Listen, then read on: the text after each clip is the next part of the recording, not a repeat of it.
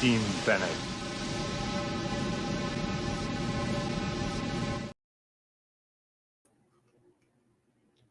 Hi. How's it going, everybody? Welcome back to Watch the Movie. I'm Mike. I was playing with my toys. Was there audio on that? That was so fancy.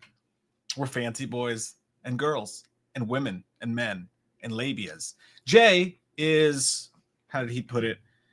In the middle, let me see.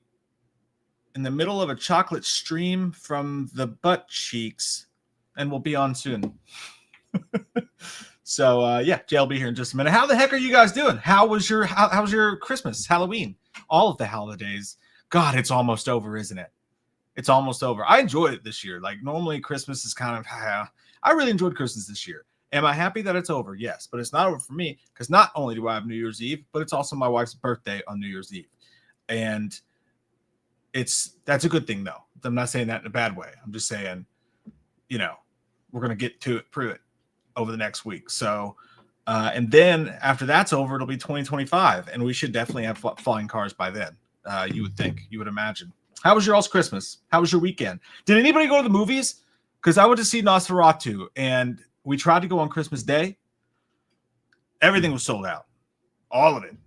So obviously the child and my wife went to see Wicked the next day and we went to see Nosferatu the day after Christmas Day, Boxing Day. Great Blink-182 song called Boxing Day, by the way, if you haven't heard it. But we went there and it was still packed. It was still packed, entirely full. But yeah, that's why I do all my shopping on Amazon because it's the future, baby. How the heck are you guys doing? How are we? Welcome. Tonight is Friday Night Fights, and oh my God, it's going to feel so good in and around the hole. We let the Patreons pick many of the accoutrements for tonight's Eve, right?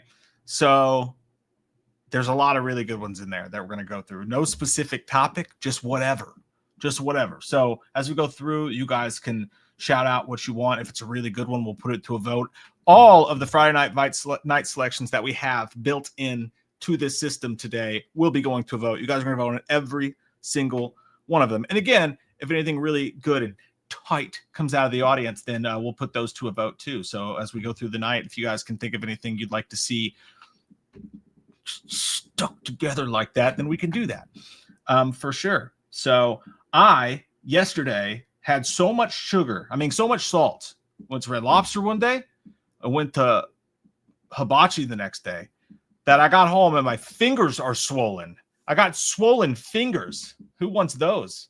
Sausage fingers. Yeah. So I'm dealing with that, and my anxiety is dealing with that. It's definitely telling me I'm dying soon. But I don't know. Now I can't remember if they were swollen before that or not. But surely it's the salt. I don't know. Anyways, enough of that. Hey, man. Hi, guys. Hi. 7-Eleven. Oh, man, I messed it up. Big gulp, huh? Well, all right. Yeah. Some people just weren't cut out for the open road. I had the screaming demons. I was in the middle of an exorcism in the toilet. I had to get rid of that. Yeah. Is this something you ate on Christmas? Yeah, dude. I swear to God, dude. I feel like fucking chunky Rocky IV training for the Fat Olympics. Instead of like getting all in shape, you're just getting fucking wobbly and jiggly. Don't say that word right now. It was good times. Silly. Good times. Papa is watching. Papa. What's that? Is that a new hoodie? Is that an army hoodie? Oh yeah. Yeah, my wife actually loved me. Well, it's the it's the USS Nostramos hoodie, and then she got me a new Nike hat too, which to a golf game that I'll never go to. And then the coolest I like thing, that hat though. But the coolest thing, dude, she got me. I was right, dude. Look, from Trick or Treat Studios. Oh, see, the box was a Trick or Treat Studio. But we were using it to balance our little mini Christmas tree. So she was like, "Oh, it's just an empty box." Like, you lying bitch. Oh my God. I had no idea. Yeah. That's dope though. That's a pretty sweet figure in there. It was good. Big. For sure. I can't see any of your face because your hoodie's black and your hat's black and you're keeping your head really low. So you look like Eminem about to go rap battle. I am. I was just coming in here to chill out for a little bit. Just gonna go in the stall there and. I'm glad you guys like that Terrifier 3 vids. It was like I watched it. It was pretty good. Pretty good. Pretty good stuff. Yeah. The Patrons voted on the next one, by the way. It is The Substance, which is gonna blow your ever-loving mind, dude. I think it's probably grosser than Terrifier 3, honestly. I really don't think Terrifier 3 was that. I mean, it was pretty gory, but it wasn't like super graphic. I don't know. Yeah, like there was one scene that got me, but everything else was like, yeah. I mean, honestly, I think it was grosser than 2. You said you thought 2 was grosser. I did. Actually, I think that's the first time I've heard that. I think it's just because the salt shit when he pours the salt on the girl on the bed. I'm like, God damn. That is really nasty. Man, stop cursing in the first 10 minutes. Jeez. Oh, yeah, I forgot. But YouTube's liberal. They don't care if I say GD. They hate God, so it's fine. Yeah, they're in California where the sinners live. They're on Blue Sky Central. They're fine. Don't worry about it. Gosh darn libertarians. We gotta come up with new words for each other. Honestly, we do. Hey, let's do a Friday night fight. Let's get it started. Let's get it popping, hot and sweaty, and then we'll jump into some of your super chats. Let's see here. Okay. So here we have it, and I was telling them a lot of these pre-made ones, actually all the pre-made ones here were picked by Patreon members, and they're just random ones. Wow. Let's start with this one. How about that, Scott? Very sensual. I'm gonna put it into a vote right now. So I know what your answer is.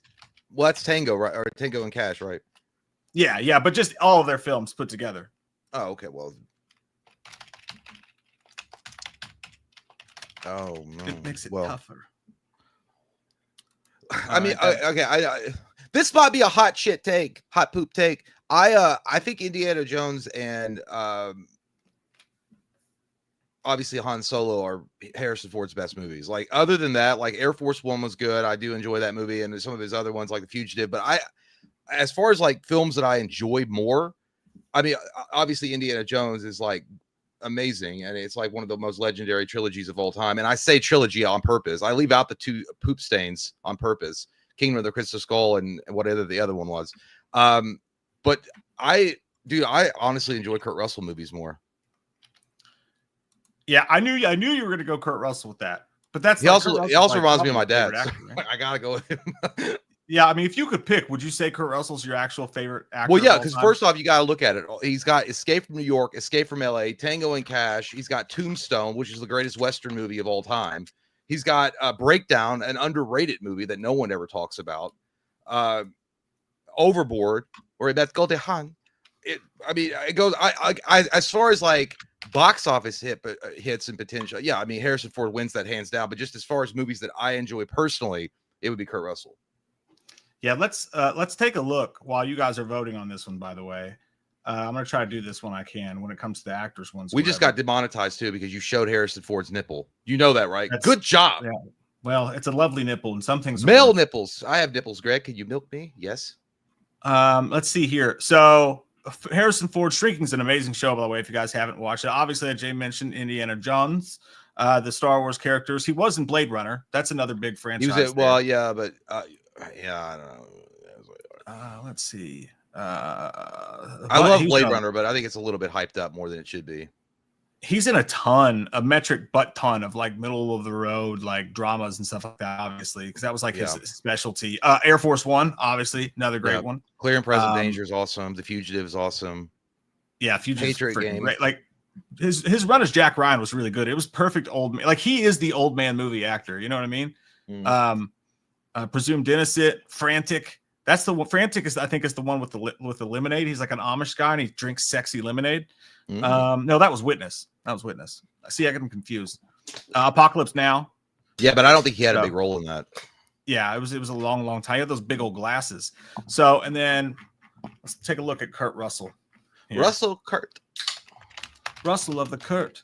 Kurt Russell of the Kurt. Oh yeah, Bone Tomahawk. Yeah, he's been in a bunch of great movies. Christmas Chronicles is not I don't like those. My kids love them. Guardians of the Galaxy, Small Hateful Eight. Oh man, Hateful Eight. Obviously, John Ruth. Yeah, the Hangman. He was great in that movie. Bone Tomahawk again, awesome. Death Proof and Grindhouse, Stuntman Mike. Miracle is great. Yeah, Big Trouble in Little China. Can't beat that. Big Trouble in Little China. I didn't know he was on WCW Monday Nitro. That's awesome. Yeah. I got to go back and watch that. I hated Soldier. I did not think it was a good movie. Breakdown is dope. Breakdown super underrated. Yep. Escape from LA and New York. Amazing. Executive Decision. Yep. Yeah. Forrest Gump. Yeah. It says voice uncredited. I used to think too that he was actually playing Elvis in the background, but it was another guy, but he was doing the voice. Yeah. Obviously Tombstone, a very unrated one. Unlawful Entry, dude. Super unrated Kurt Russell movie. Shit. Backdraft. Tango Cash. Used to mention Overboard, Big Trouble in Little China. The Thing. Jesus Lord. I mean, it's ridiculous. This is a tough one, dude. This is a really tough one. But me not being a huge Star Wars guy and not being a huge indie guy, I like both. I'm just like a regular, I'm not like a huge fan. Fake fan. Fake fan. I'm going, you'll say that. I'm going Kurt Russell, dude. I'm going Kurt Russell. I don't think, especially if you look at his filmography, I think it's just too many awesome movies that people couldn't live without. I mean, they're just all great. Yeah, like again, I don't. It's also maybe I'm a little bit more jaded on Harrison Ford now because I know everybody knows that he didn't like. Well, I mean he came to embrace it later, but he never really liked being in Star Wars. Like he thought the whole thing was kind of geeky and stupid, and he even like made fun of it multiple times until like he got older and he's like, I need a paycheck, so I might want to start like nutting up a little bit because like in Han Solo, he wanted him killed off in Empire. So yeah, I mean, he didn't even like that character necessarily. Yeah, and like Harrison Ford, you gotta love him because he'll tell you how he feels about it, even if he comes off as a prick. He's getting ready to be Red Hawk, so there's that as well. But yeah, dude, for me, it's Kurt Russell. Let's see what you got this thing. You guys agree with us, and the winner is Kurt Russell, 62% to 38%. I think other than the Indiana Jones and the Star Wars, really most people, it's hard. I mean, I'm not saying it's not hard to pick a movie that he's been in, but mostly, like you said, middle of the road kind of flicks. Yeah, like and also I think that to be fair to the audience, like this is what used to be considered a younger audience, 35 to whatever demographic, but like Harrison Ford is an even older audience. You know what I mean? Like, okay, well, here's the question: definitely would have picked Harrison Ford. Who's the more rugged, handsome of both of them in this picture? Ooh. In this picture specifically, who is the ruggedly? Who would say like he's going to take care of you and like after like the sex, he's going to have a nice cognac and a cigarette, and he's going to like you don't have to work ever again. 100%. It's Indy in that one. Yeah, I feel like Kurt Russell would be a more easygoing lover though. Like he would like rock out to like Led Zeppelin or whatever, and then like go hang out at the bar, and then like I don't know. Yeah, Indiana Jones. Yeah, I don't know. I think more handsome is probably Indy, just because he's got his nipple out. You'd ask Indy to go down on you, and he'd be like, not Indy, but a woman would ask Harrison Ford to go down on him, and he'd be like, heroes don't do that. He would have the pure Batman. You know what? Harrison Ford in his younger days, this will probably get shit on. I think could have been a good Batman. Yeah, and Kurt Russell would have been an awesome Wolverine. Yeah, or Batman. He'd be a good Batman too. The butt chin is too easily recognizable. It is extreme, but I would take. I mean, nobody has a butt chin like Ben Affleck. But you're right. I think Wolverine would be way better. That's a really good point. All right, let's do some of you guys is saying. What is you doing? What you doing over there, Christo? Gary says, pass the rice before Bateman has to return some videotapes. Jay finally knows what pass the rice is. Now that we watched Terrifier 3. That was a great scene. It was. Thanks, Gary. He says, Austin Butler versus Christian Bale, perfect Friday night fights. Austin, dude. Like, I think no offense, but I think Christian Bale clears Austin Butler by a New York country mile. I don't think that's even a close race. Yeah, Christian Bale would eat Austin Butler's ass and make him enjoy it. I don't think it works. Yeah. But ironically, if you guys don't know this, Austin Butler's about to play Patrick Bateman in American Psycho. So maybe in a couple of years that'll be an additive for sure. I like Austin Butler. I just don't like the idea. Yeah, I wish they weren't doing it at all, personally. He says, hey, dudes, I just want to say thank you for an incredible year. For you guys to provide this level of entertainment for this long is amazing. Cheers. Hey, that's what my wife never says. Yeah, exactly. I've never. Ever. Mine either. Hey, we appreciate you, Chris. Thank You're you, the Chris, best, man. I'm pretty sure Chris found us before this year, but let's just pretend he didn't. And if not, then that's one of the best parts about our year. By the way, we may have another stream before the end of the year. I don't know for sure yet. We've got to look at our schedules. I got to spread Jay's butt cheeks and count the rings. But I said no. I said no. Nah. Nighttime says, I showed my Aunt Mary the Dr. Loomis Unsolved Mystery video on Christmas, and she said she could just eat Loomis up. Good, I've been looking for a new secretary. Thank you, Nighttime. She could eat up paperwork. That's what I need to do. Hey, if you don't want it, I'm sure Chalice will take it. You know, any leftovers. I'm sure he would. He'd fuck his skunk on the road. He's like, it's got a pussy, huh? Yeah. Send us pics of your aunt, dude. Austin Nicholas said, Jay, you should rate my action figure collection. Okay, well, show me. You mean come over there and like you come to your house? Like, I'll look at it. Send us your dress. Send your dress. I'm not American Pickers. I'm not just gonna go over there. The Lemon Press says, for Christmas, Saint Nick gifted me the flu. Oh, that's a bummer. I'll tell you this much: that jolly fat man has an ass whooping in store for him next year. Yeah, that sucks, dude. I had COVID like in November, so I'm so glad I didn't get it. Just it would suck, but yeah, I hope you're feeling better, dude. Yeah, dude. I was just at Kroger, and there was this family, and you know what family it was, and they were sitting there, and like 7 kids in the cart, and the kid was just, I was at the U-Scan, and he was like like just all over. They were telling him to cover his mouth, and it was fucking everywhere. It was like a sprinkler of just COVID and everything else. I was like, thank you for that. Should have done the dang cook things like God bless you, meaning cover your fucking mouth. Yeah, I'm an atheist. Oh, so you die, you come back as a fucking get the fuck off here.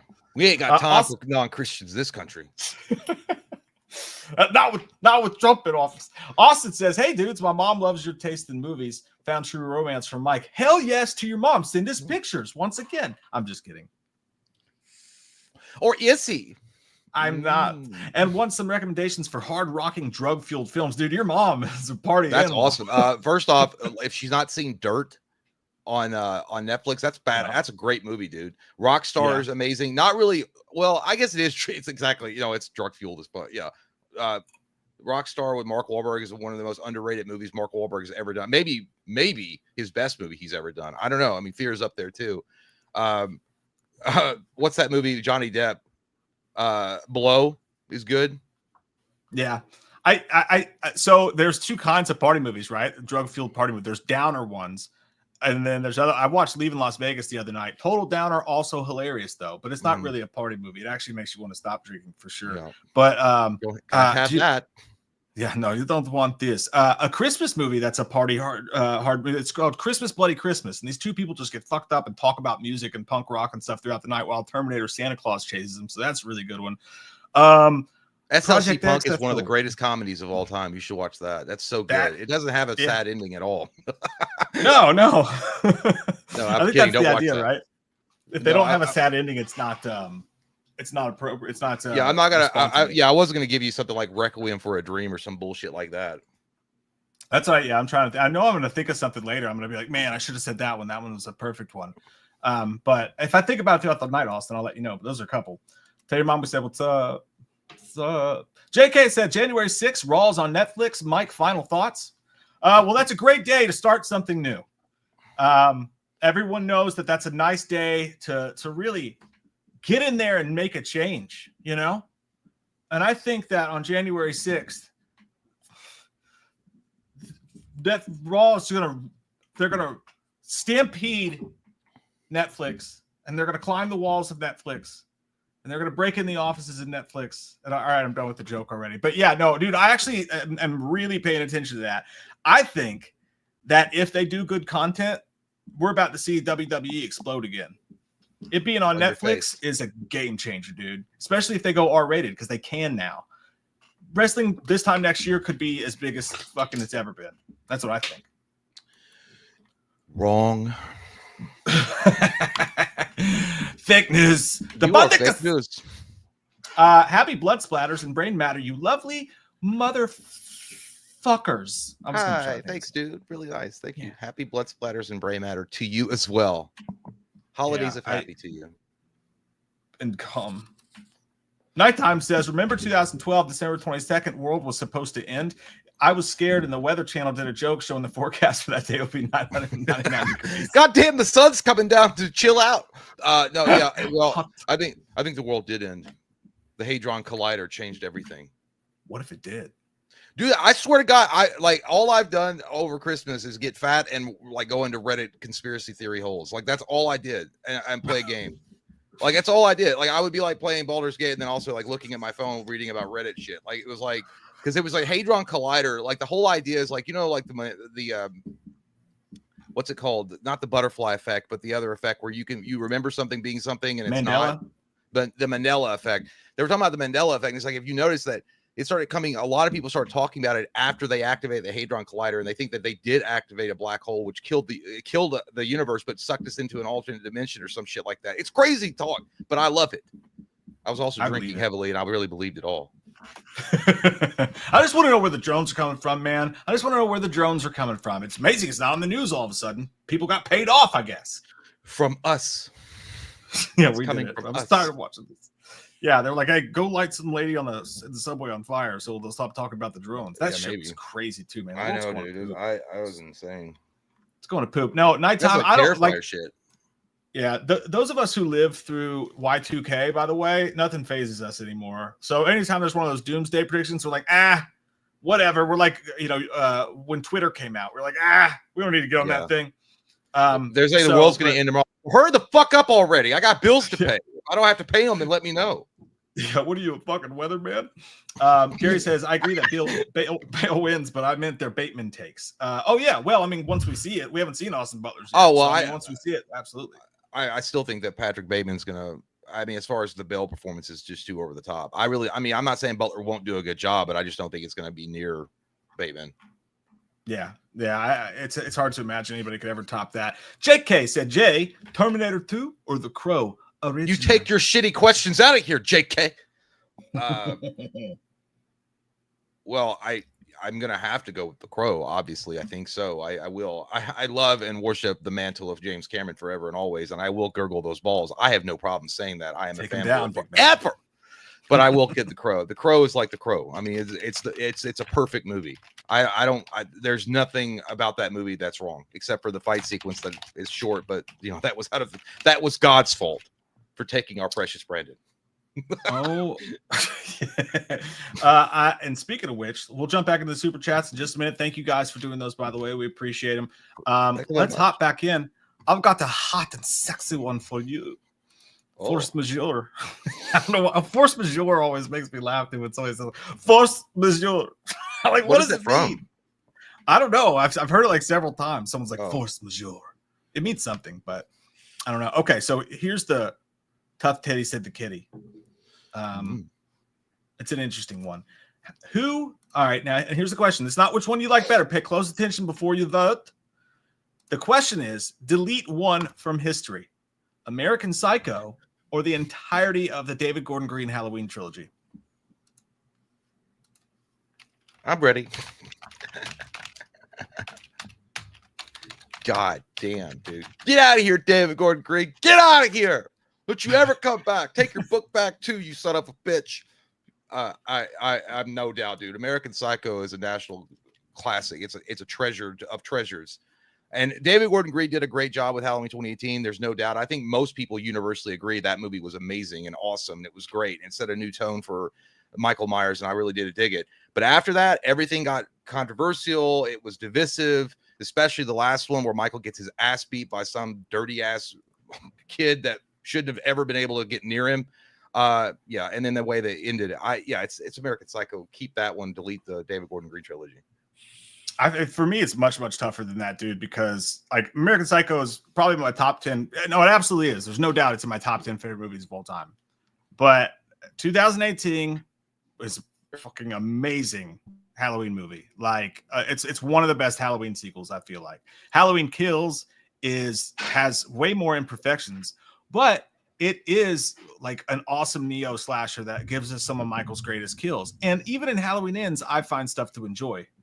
For sure, as just a weird one-off. So really though, 2018 is the hardest one for me to get rid of, and a lot of nostalgia for Kills too. And you're talking about getting rid of 3 movies that I like, something about each one of them for one of my top 10 favorites. I'm trying to convince myself, but I have to let Michael die in this one. Evil dies. You got to cut the cancer out. I have to pick American Psycho. It hurts though. Yeah. I don't like it. It doesn't feel good. I feel like that one guy in Multiplicity. He's like, sorry, Steve. That leg's got to come off. She touched my peppers, Steve. She touched the pepper. Yeah, pizza. man. I like pizza. That would suck though. And where would that put us though if you think about it? So if those we would be back at Resurrection. Or no, Rob Zombie's back at Rob Zombie. But that would just be a new day. I mean, somebody else would pick it up. That's all that would happen. I mean, it's not saying that Halloween would be gone forever, just that trilogy. Wow, you just talked me into it. Actually, you just talked me even more into it because you're right. No one's going to be able to make another American Psycho movie. They're trying to, but no one's ever going to be able to do it like they did it. You know what I mean? That movie, there's no movie like it in the whole world. So, but I feel like somebody else could make a Halloween 2018, Halloween Kills, and they probably will because it's a franchise. Yeah. So yeah, I'm going American. Do it. Yeah, no. I'm, and the wording here is kind of confusing. I hope you guys are paying attention to that.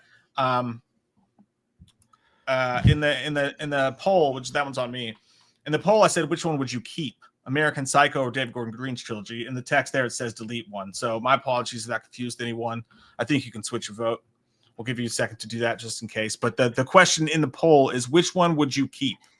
So pick the one you want to keep in the poll. We don't tolerate failure around here. We don't. You're fired. Get out. I'm sorry. We'll do it live. Well, Isaac, you know what? It would be interesting to see if I never thought about this, dude. But imagine Quentin Tarantino remaking American Psycho. I think he might be the only one. I swear, like, I don't want to do it. And I was like, that's why it must be you, because it's my fucking movie. It's my fucking movie, and I'll do what I fucking want. I know it's not exactly like the book. It's not exactly like the book, but it's my fucking movie. I'm gonna read the lines exactly the way I fucking write them. He always does that sniffy thing, like that cocaine is just like a built up, a massive amount in the membranes of his nose. He's got a lot of them inside of him. A lot of it inside of him. I just laughed while vaping, and my throat hurts now. So that ruined my night. For sure. Isaac Slayton said, y'all seen Creature Commandos yet? I'm loving it. Dude, I want to watch it. I saw the sex clip that everybody's talking about. That's all I've seen from it, but I do want to watch it. No, I haven't seen. I did see. I did watch it. I watched it with April, the teaser for Happy Gilmore 2. But they didn't show you much. It was only like 45 seconds. And all it was like you saw Shooter McGavin and him standing in a graveyard, which I'm guessing it's maybe Chubbs. That they're like, I think if you zoom in, it is Chubbs. I think I read that. But it literally was a nothing burger. I don't even know why you showed it. I mean, it's cool. I'm glad they're going to make it. I also didn't think it was going to Netflix. For some reason, I thought it was going to be a theatrical release, which kind of makes me nervous a little bit. Because Hubie Halloween was also a Netflix original, and I know people love that movie. I fucking hated it. Yeah, well, so like I liked it, but I get it because his voice is really annoying in that one. He almost goes back to little Nicky. That's what I can't stand. I can't stand that. In the barren landscape of comedies, I've found going back and watching the really shitty Adam Sandler movies on Netflix that I didn't pay attention to before has been really fun. Like they're actually pretty damn funny. They're just so like thoughtless, kind of like nobody paid attention to them. But it kind of brings you back to that time. That being said, dude, when I saw that teaser, man, I was really pumped. It actually took my excitement down a little bit because it just has like kind of a fakeness to it. Granted, they're really early shots and they're really just nothing. Yeah, but still, it felt weird. Kind of felt flat. I don't know what it was. It just, but again, I know it's just a fucking teaser trailer, you son of a bitches. You shouldn't even be reacting to Superman. God, it's just a teaser. Why are we talking about that? Man of Steel 2 is never getting made. You fat loser. I know. Yeah. But you know what? Your mom's never going to get remarried because your alcoholic father scarred her for life. Shut the fuck up. I know Man of Steel 2's not getting married, or made. But I mean, you can compare the two. You idiot face. By the way, I've seen nothing but Nicholas Hoult videos on YouTube in the recommended file since I watched that shit, and it's annoying. He was on Inside of You or whatever. I think that's. Yeah, I just saw that. I didn't. Yeah, and I'm like, because it's getting recommended now from the algorithm, and I'm like, I was like, dude, I know people are excited about Nicholas Hoult. Some people are playing Lex Luthor because they're like, well, you can't get worse than Eisenberg, and I was like, you can get worse than Eisenberg. You could get a lot worse than Eisenberg. What the hell are you talking about? Seattle, is he? Oh yeah, I have it in Seattle. Yeah, but no, yeah. Anyway, but I know it's a teaser, so you know there's not a lot to go off. It just felt like the tone of the quick 45-second or 48-second teaser was flat. Yeah, I felt that way too, man, for sure. Sean P. Tatus says, went on a first date today to see Nosferatu. Some of those scenes were pretty awkward for a first date, but we still had fun. Yeah. Listen, dude, this is crazy because I went with Kate's mom, MJ, my 14-year-old, and Kate's brother, who's 21. and we went to see Nosferatu. Before I took it, MJ, though, I looked on IMDb at the parents' guide just to make sure it wasn't too, because Dracula likes to fuck. You know what I mean? And when I looked it up, it was like it's not that bad. It was like not that bad at all. It was like there's like you see a little bit of a cock, but it's like shrouded and it's like tastefully done, and there's not that many sex scenes. That's how I reveal my wiener. Tastefully. Shrouded and tastefully done. Look at the smallness of it. It's something to behold. And I'm not going to spoil anything at all, but like that was a lie, dude. There was quite a bit of vulgar sex scenes in this. Like nothing wild and crazy, but enough to make it really awkward. And Kate's mom kept taking her blanket and trying to cover MJ's eyes, and I was just sitting there like, "Oh God, please make it to stop!" Like really uncomfortable. So I wish I had gone and just been in the back, and you would have seen me. I was like, "Suck his dick" on the screen. Like, oh. Yeah, I could imagine taking a first date on that and those sex. Do you do like those things like where you're like watching it and it's like that? It's like an awkward sex moment, and you're like doing that double look. You're like, look, see if she's looking. You're like, you mean to try that? You ever done that? I never done that. I think that's you get a feel for how she's looking at it. She's like, oh God, she's like rolling her eyes like, well, I'm not getting fucked. You do learn a lot. You do. Yeah, you got to actually use that to gather information. Dude, I hate. Mike and I have gone to movies before, and there's been like if our how you have the armrest between you, and if my elbow touches his in the middle, I'm like, fucking don't touch me, gay. Yeah, and I'll start to rub. You get all weird about it. Yeah, no, 100%. Oh, but that you're right. You're 100% right. That you should look at your partner in those first date scenarios and see how she gauges it. Because some of that, like there was a very much a humiliation kind of thing going on in one scene where it's like you can't please me sort of deal, right? And like someone like doing their best to like truck it. It's not, and it's it's so bad. Oh man, that's awkward. It's so awkward. God, dude, I'm sorry. I got another fucking pimple coming here, dude. I'm starting to look like a Clearasil commercial before they use Clearasil. Hey, dude, get a bunch of them, and then maybe we can get a sponsorship. Because I don't think they're going to make these go away. Yeah, can we sponsor some 40-year-old men that are fucking virgins that are getting acne? Or we're not virgins. I stopped meth, and they went away completely. Yeah. All right, so in the vote, which one would you guys keep? Bum, bum, bum, bum. You guys said 53% to 47%. That you would keep David Gordon Green's trilogy over American Psycho. Mama's wrong again. Mama's wrong again. Something wrong with that's crazy. We shouldn't be surprised. It's a Halloween-centric audience, but it's also a horror audience. Yeah, but you know what? But here's the thing. You made a point. The David Gordon Green is 3 movies to 1, and look how close that vote was. It should be overwhelming. If the David Gordon Green trilogy was like some kind of like an amazing trilogy, it wouldn't even be close. Yeah, I knew it was a good question. That's how I'm taking that. it was a good question. Dude, I want to show you something before. And by the way, it's non-copyright. But dude, I saw this and I was like, I wanted to text you and Cody, but I couldn't get my phone to work to send it. But this guy made an AI. Dude, I was like, God, just please let us make movies like this, dude. But it'll never happen. He made an AI of Resident Evil 1 through 4, and it casts like their real faces, but it puts like Henry Cavill as Chris Redfield, and then the music is all like AI generated. Dude, it was so fucking good. Like the soundtrack was awesome. What was it?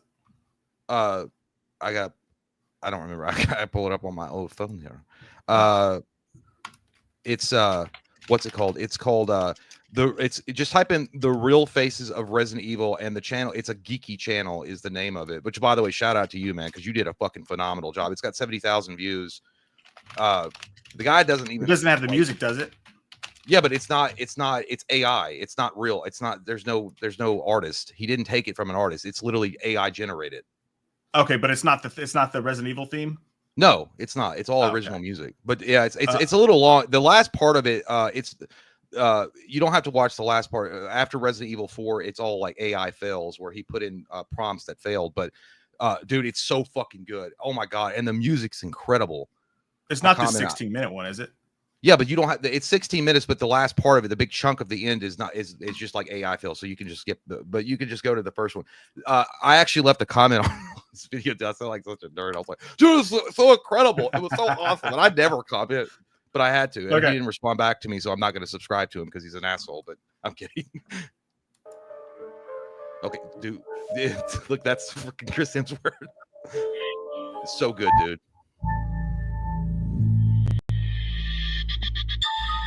This is all original AI music, but it sounds like it'll sound stupid at first, but when he starts singing, I was like, God, that sounds so familiar. It's not like 30 now, seconds. Just the music is Hearts of the mansion, shadows. This is AI. dance, whispers echo through the halls. No, it'll get better. Watch. Lost in the darkness, trapped in a trance. Fear grips my heart, chills me to the bone. Monsters lurk in shadows, waiting to strike. The fourth was great though. There no escape in sight. Shadows of the mansion Gavel? haunting me. Echoes of the past setting me free. Yeah, there's a lot of big big titties in this. But No escape. Echoes scream in this darkest state. He's handsome. I thought that was Jake Paul at first. Like, you fucking lost my respect, but it's not. So I would turn it off. Truth long forgotten. Through the halls I wander alone.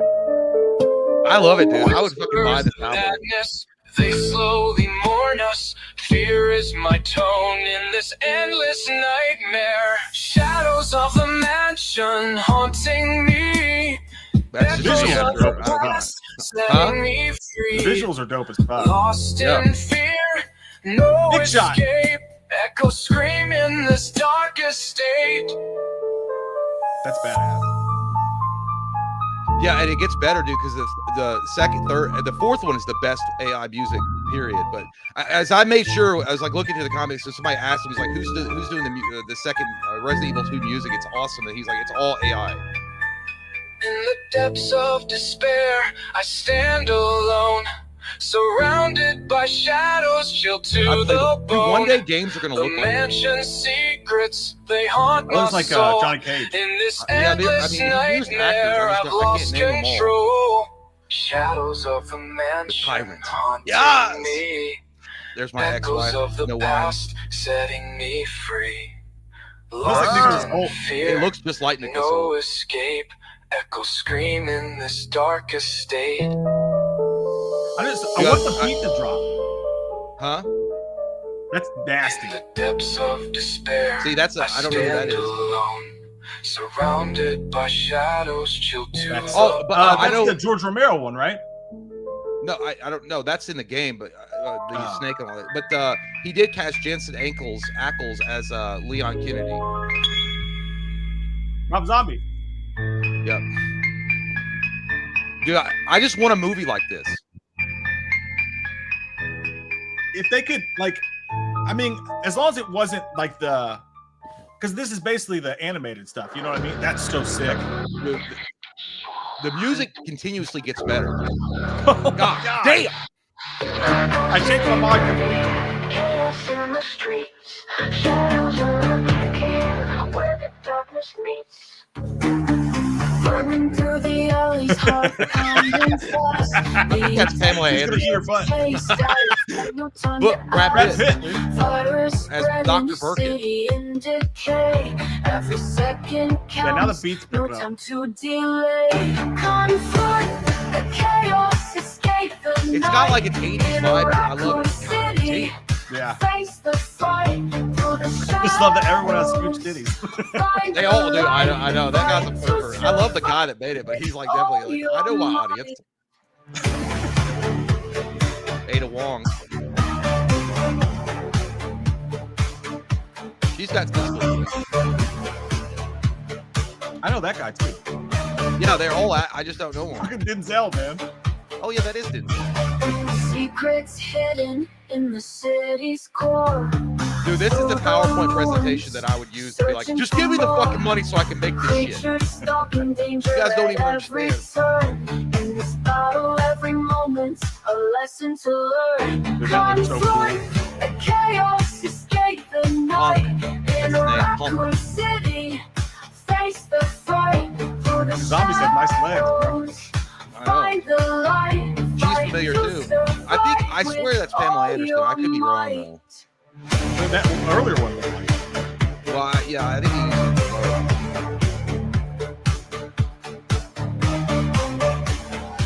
Who are you? Do I have a mama and a papa? Oh, they're dead. Antonio! God, you imagine how big this budget would be, though? You got Brad Pitt and Antonio Banderas. I mean, that looks so cool. I love it. I think the music goes with it. That guy's got no dick. He didn't have it. That's why he's so angry. No wonder you mad.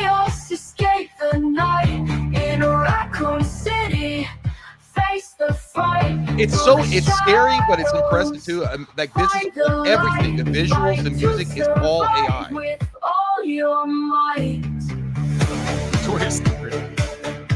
Courtney Love. It's Kim Kardashian. Yeah. Running away from responsibility for the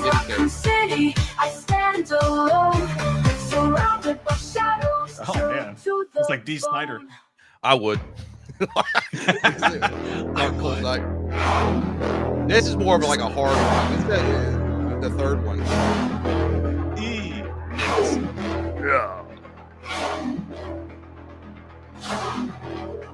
I've seen death, and I don't care.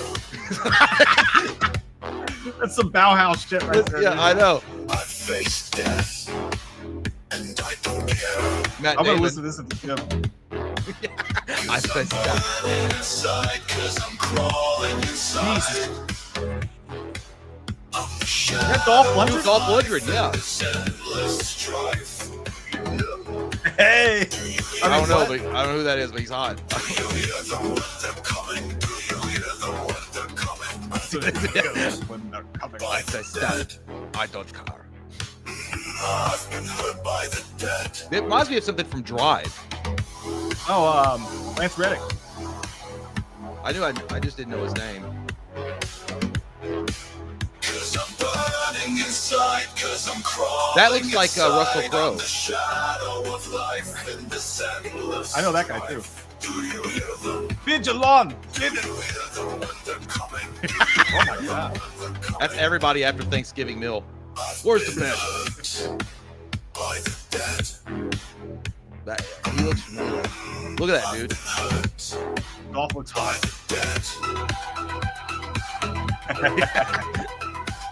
Looks like he's smiling. Burning inside, 'cause I'm crawling inside. I think it's incredible. It's seriously cool. Survival. Do you hear Now you can see where they're limited with like what they can do, but Yeah, like, it's still in the early days, but people on regular folk without a studio behind them are doing this on YouTube with AI prompts. My favorite one's coming up. The fourth one is absolutely my favorite. Like as far as like song and visuals, it's amazing.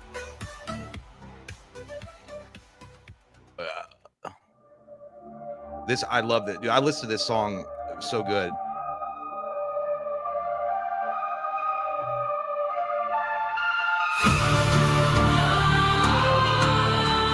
I love that jacket.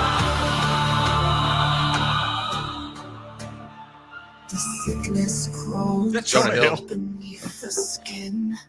A shadow whispers Danny. and pulls me in through broken paths and Mark twisted Strong. days.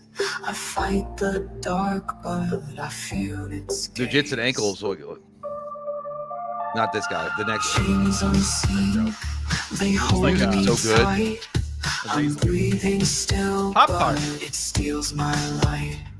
Each step I Walt! take, Give me a war beer. away Raiden.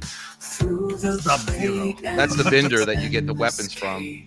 I'll Here. rise though the world may Jensen Ackles. fall. It's a great fitting Through the shirt. virus, I hear the Great fitting shirt. call. Life is I'm looking at her eyes, not her battle boobs. we're What? taught to fight. But I burn like fire in the Oh, I was gonna say he got tasteful with the boobs. He's like, I'm gonna do some C-cup. Well, that's. I mean, he's just taking it from the game.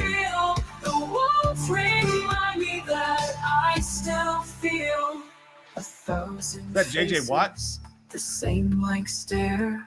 A poison The music is so born good, dude. from I don't think I despair. realized how cool some of the visuals in The Resident Evil were. voices lost Their souls the fourth one's betrayed incredible. like dreams that wither and Behold start my to wiener. fade.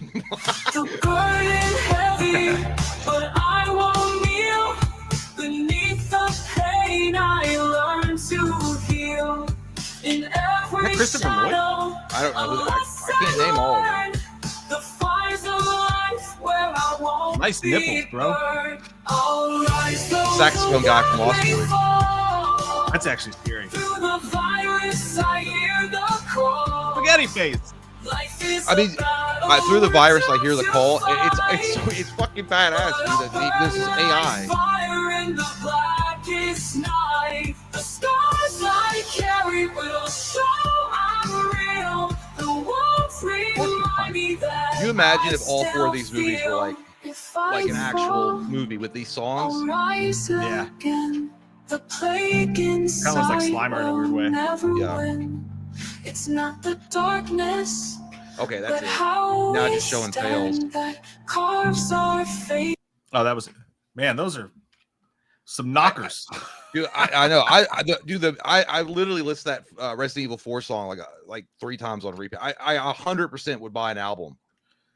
See, and by the way, I'm going to put the link to that video in the chat for people that want to save that for later and check it It out. was so for good. themselves.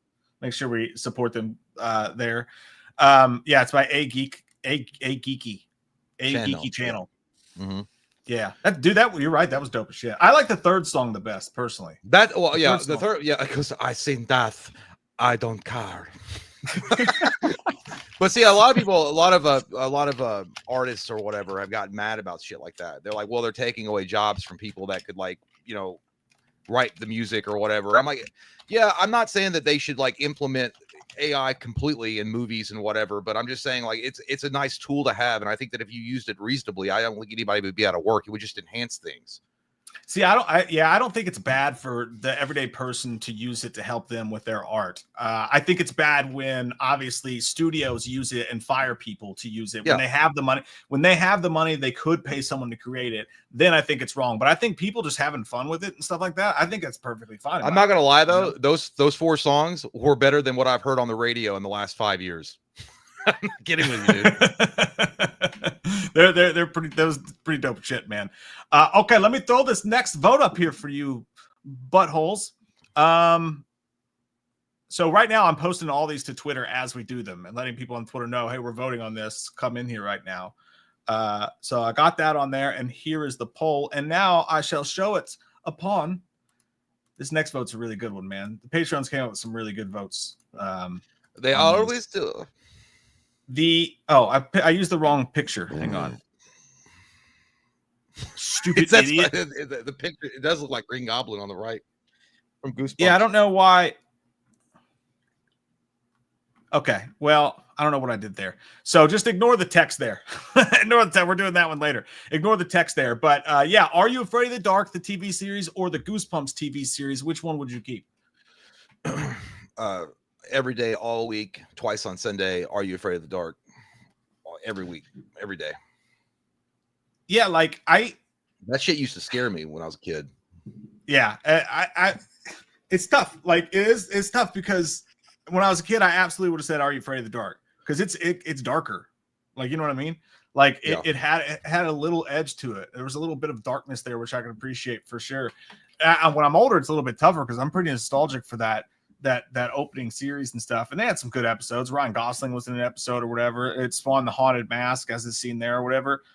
I still got to go. Are You Afraid of the Dark though for the content? You know, I think it's just better made. Well, I think Are You Afraid of the Dark legitimately had some scary stories that they told, and then Goosebumps was, I mean, there were some The Mask was great, but then after that it all was just kind of watered down shit, which I understand it was made for kids. But Are You Afraid of the Dark said, I don't give a fuck about them children's. Let the boy watch.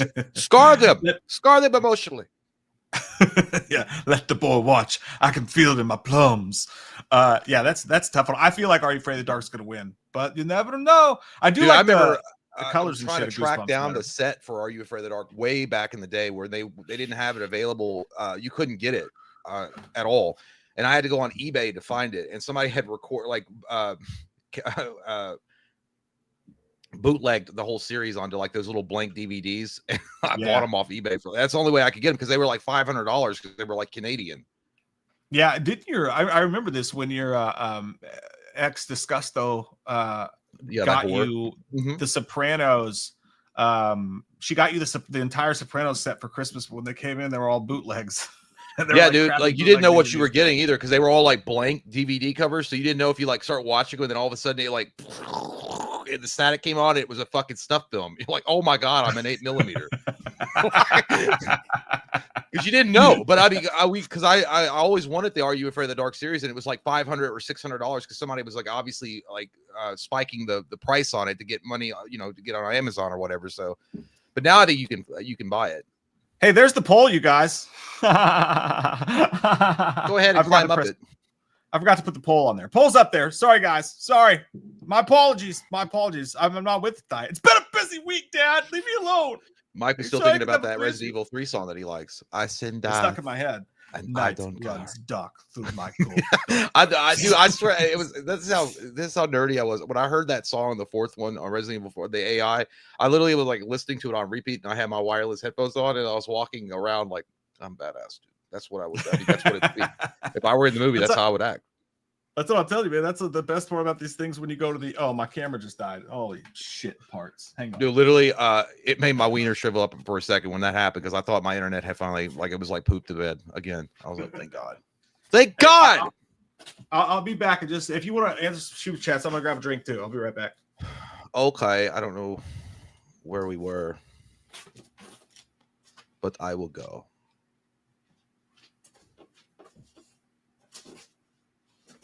I did see somebody in the comments to say AI is not art. I know I'm not saying it's like necessarily art. I'm just saying like I think it's a tool or a resource that can be used responsibly, and I don't think that's a bad thing. I'm not trying to pass it off as like this is like Rembrandt. Nothing like that. Of course, there's always going to be the human element that you want to see, and people. I don't want people to be like out of work, but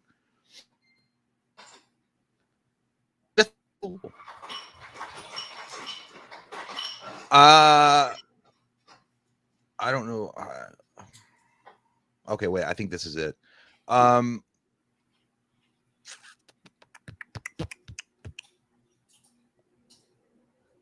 on. Okay. Gaz Pearson says True Detective Season 1 versus Zodiac. I've not seen True Detective Season 1. I know, crazy. Someone get him and scold him.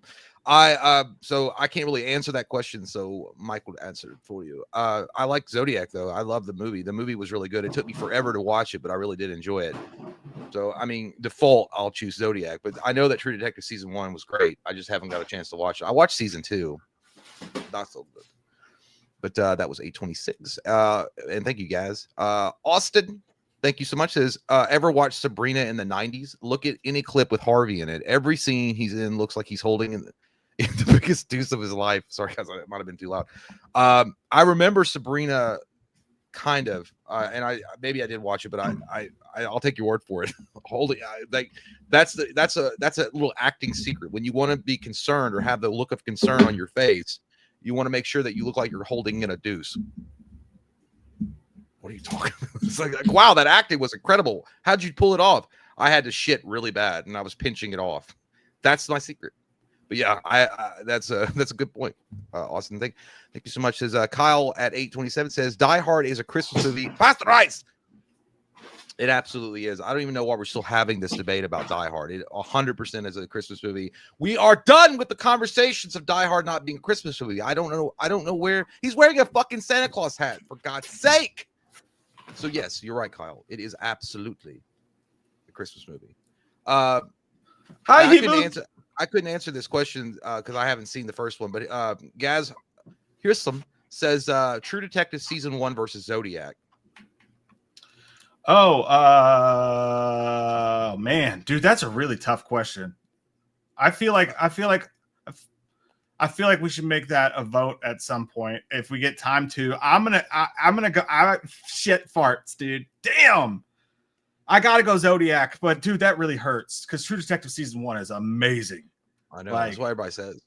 Oh, dude, you would love it. You'd seriously become obsessed with it if you actually watched it. I'm telling Well, you. I know. Well, I think I saw that. We saw season 2 because we reviewed it. I thought we watched. No, I think we skipped season 3. But I think season 2 kind of like left me a little bit like I don't know. It was all right. Nothing. Yeah, totally different vibe. Everything. It's a great drinking show. It's one of those shows. It's like Yellowstone. Like if you want a depressing show to drink to, Yeah.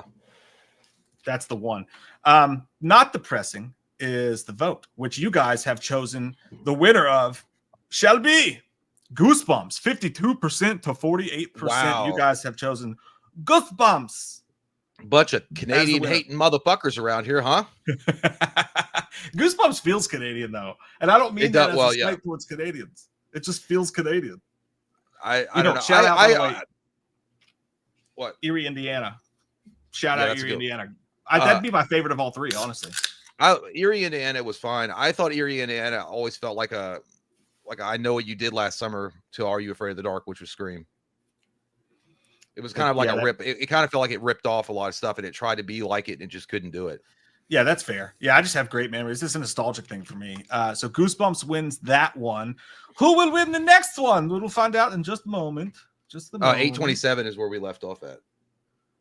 Did you read Austin's? Yes, I read everything up to 827. Yeah, and that one. You got this one? Yeah, I got Kyle. And that's the new one. Pastor Ross, Pop Culture with Pat. Thanks, buddy. Said Mike J, I want to thank you for helping me get through a rough year. Lost my dad in October. Can't thank you guys enough for these streams. They have helped. Man, we appreciate that. Sorry to hear about that, dude, but thank you, dude. Thank you for stopping by and condolences, dude. Yeah, Pat's an awesome dude, man. Hate to hear that. And like we've said it a million times, you guys do the same thing for us, dude. So we appreciate you, buddy. JK, every Arnold movie versus every Brandon Lee movie. I love Brandon Lee with the deepest, darkest of every ounce of me. Like I'll go back and just watch Brandon Lee interviews, man, and just cannot believe what a star he was going to be. Mm-hmm.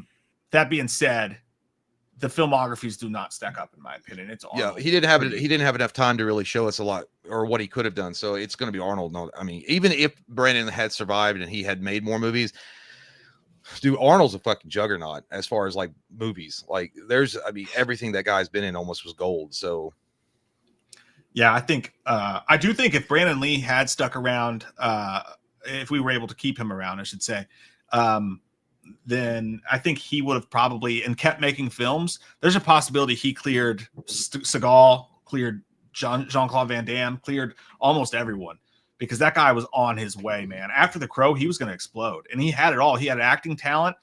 He had a good head on his shoulders. It seemed like he would have been insanely big, dude. I'll be right back though. I got to go pee. Okay. I'll be right back. Enjoy pee-pee time. He likes to pee. Did you guys see my stupid, like, when I left? Oh, I have a weight bench in my background, but it literally works out perfect because when I sit in the chair now, you can't see it. Like, it literally covers it up perfectly, and I have all the weights and stuff underneath it. But no, I got that for Christmas. I'm turning the garage into a gym. I didn't have anywhere to put it, so it's literally behind me right now. I didn't want you guys to think that was like a weird sex swing or something. Michael Parton, heard the Batman Part 2 got delayed to 2027, which is kind of worrisome. Yeah, I'll bring this up to Jay too in a minute, see what he thinks about it. I think it's super worrisome, dude. What do you guys think is going on with that? Because that's an insane amount of delays. And I saw James Gunn came out and said that it's being delayed because for no other reason other than the script. They're working on the script and getting it right. And it's like, dude, scripts don't take that long. A lot of people are saying that it's Gunn's fault because he's trying to force Batman into his universe and he wants them to redo the script over and over again to try to force Batman into the universe or whatever. That could possibly be the case. Who knows? He says it's not, but maybe that's a cheeky way of saying they're working on the script. But again, a script shouldn't take that long, you know, like Batman, anything else. I mean, this reminds me though of the Ben Affleck Batman script that we never saw a light of day. They were working on it, just couldn't get it right, this and that. And here we are. It never happened. But dude, that's a long time between movies. A long, long time between movies. I wonder if the success of the Penguin TV show had something to do with that, if it made them want to rework something. What do you guys think is going on with that? Because that's a scary situation for fans. And I know I didn't like it as much as everybody else did. I still thought it was great. But yeah, Mike Flanagan, rumored to be writing Clayface.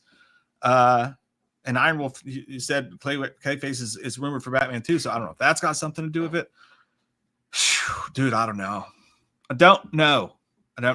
But future clothes hanger, Tomo. Fuck you, buddy. I already got one in the garage. Go to shit. I don't know, man. It's definitely worrisome. There's no doubt about that. I'll ask Jay his thoughts on it when he gets back as well. Terrible news. David Nangle III, thanks, buddy. Says Halloween 2018, The Shape, Ghostface. 1996, both Stu and Billy in costumes. And Leatherface 2003 versus Jason 2009. The Strangers Pray at Night group. Sackman is Supernatural, and The Collector. That's a mouthful, as Jay once said to me. It is a mouthful, and I'm trying to wrap my head around that. So Halloween 2018, The Shape, Ghostface, both of the main ones. 2018 Shape, both Ghostfaces and Stu and Billy, and Leatherface from 2013 versus Jason 2009, The Strangers Pray at Night group, where Sackman is Supernatural, and The Collector. I'm going to take the first option because 2018 Shape, pretty strong dude. I don't think Billy and Stu were doing much, just to be honest with you. We're talking about human being teenagers. But Leatherface 2003 is pretty ridiculous. Yeah, I'm going to go with the first option. That's a good question. Would you stack them up, though? You know what? I'm going to take the other I'm going to take the other end. 2009 Jason, Strangers, and The Collector, just because Leatherface is just an idiot in all the movies. He's never been that intelligent. He just mama, I like chili, and he goes around killing people. And then Ghostface, Stu and Billy are like definitely closeted homosexuals that have seen too many horror movies, and they're just urban, like, rich kids that don't know much. And then 2018 Shape is the only one that might would do the work. 2009 Jason seems stupid, lives off the land, knows how to survive. I mean, he doesn't give a shit about anything. I mean, that's just The Strangers, very intelligent. They know how to like track and do all that kind of shit too. And The Collector, obviously super smart as well. I just think that in the end, it's gonna, brains wins over brawn. Yeah, I don't think there's a wrong answer there. It's a good question. Michael mentioned something, by the way, that's interesting. Batman 2 just got delayed again to 2027.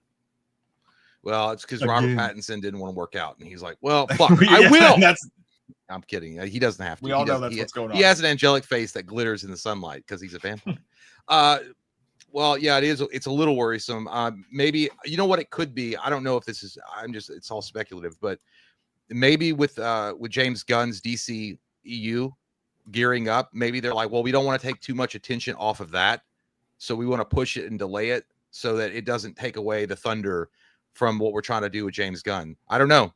I'm just saying, like, it could be one of those things. Yeah, it sounds like a studio move to like make sure that because what would happen if they launched the James Gunn universe and then the Batman 2 comes out and that's all people talk about, and it has nothing to do with the new rebooted DCEU. Yeah, and a lot of people are worried. They're like, "Oh, this is Gunn trying to make him force it into what he's doing with the DCU, so he has to wait till Superman comes out." But Gunn said that he wrote Superman as a standalone movie, so I don't know. I think not good. I think very James bad. Gunn is basing it on this one. You can't see it. All Star Superman. All Stars, yeah, which is pretty sweet. I haven't read it. I haven't read all of it yet, but yeah, it's a good comic, good graphic novel, I should say. Comics are for kids, lady. Yeah, we don't read those. I use it to hold my beer cans and my protein shakes while I'm watching like boxing and all other masculine testosterone fuel things. I don't read comic books. Everybody know. That's what everybody say. Next vote is going to be Al Pacino or Robert De Niro. Now, don't worry, Jay. This has nothing to do with their political affiliations. Yeah, I was going to say Robert De Niro really doesn't have time. He's too busy on the court steps yelling at people for voting. But no, like if you were casting a movie in their heyday, in their perfect, like in their heyday, like which one would you go with? Which one's your favorite actor? Like that's a really tough question. It's Pacino for me, but man, that's tough. I just think that Pacino. I mean, De Niro's got like iconic work too, but I mean, I think when I think of gangster, when I think of like somebody that's like mafia, badass, cool dude, I think of Pacino, like Scarface, The Godfather. I mean, even though De Niro, Casino and Goodfellas, woo-wee. But I always felt like it's weird too, because In Goodfellas, he was awesome, but I feel like the show was stolen by Joe Pesci. Like Joe Pesci was so phenomenal in Goodfellas and Casino that it really was a Joe Pesci movie. But still, De Niro was great. But I think it's Pacino all day. Yeah, yeah, and I love Casino so much. I mean, it's like right, and obviously his role in Goodfellas, but really that was Ray Liotta mainly. But I think De Niro, yeah. I also like Pacino better in the Godfather series because I just enjoyed the more modern take on that, on like his more modern take on it. Even though De Niro was great in it as well. It's Pacino for me, dude. When you look at the other roles, like Any Given Sunday, Son of a Woman. Woman, what's the Ooga! Ooga! Devil's Advocate. Yeah, I'm trying to think. What's the one where he's gay and he's robbing the bank? That's a really good movie. I can't think of the name. It's one of his earlier ones for sure. Serpico was badass. Serpico is a good movie. Obviously Scarface too. I think Pacino. I mean, but De Niro does have Heat, right? But then, so does Al Pacino, who was probably even better in Heat. You know, because she got a huge ass and you got your head all the way up it. I think that De Niro is good, but he's not like. I don't think he's on the same level as Pacino. I think Pacino's got way more range than him. See that I will also De Niro also was a good. I liked him in Meet the Parents. He was good, and then he was good in This Boy's Life, which nobody ever talks about. He was awesome in that movie. But yeah, I just think overall Pacino's like better. He's a more versatile actor. And you guys are right, Jack and Jill as well. Somebody better get me my Dunkachino. It's fucking great, dude. And he's also on the ringtone in Tusk, like ooh ah oh ooh ah por margaritas. It's fucking great.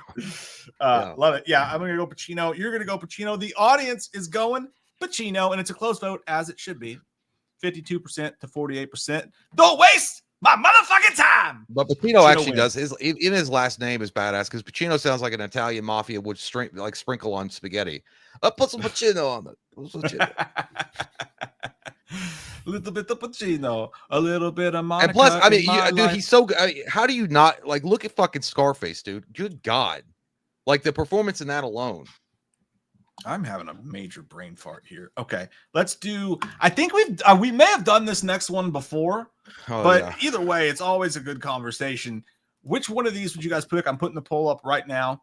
Are you going the NES or the Genesis in the 90s? If you could start it all over again. I was well, my answer is going to be Nintendo. I was a Nintendo whore for forever until Sony came along and blew it out of the water. But it's going to be Nintendo for me. It's all that got the great Mario, Punch Out, Donkey Kong, which was later on, but you know, the original Donkey Kong.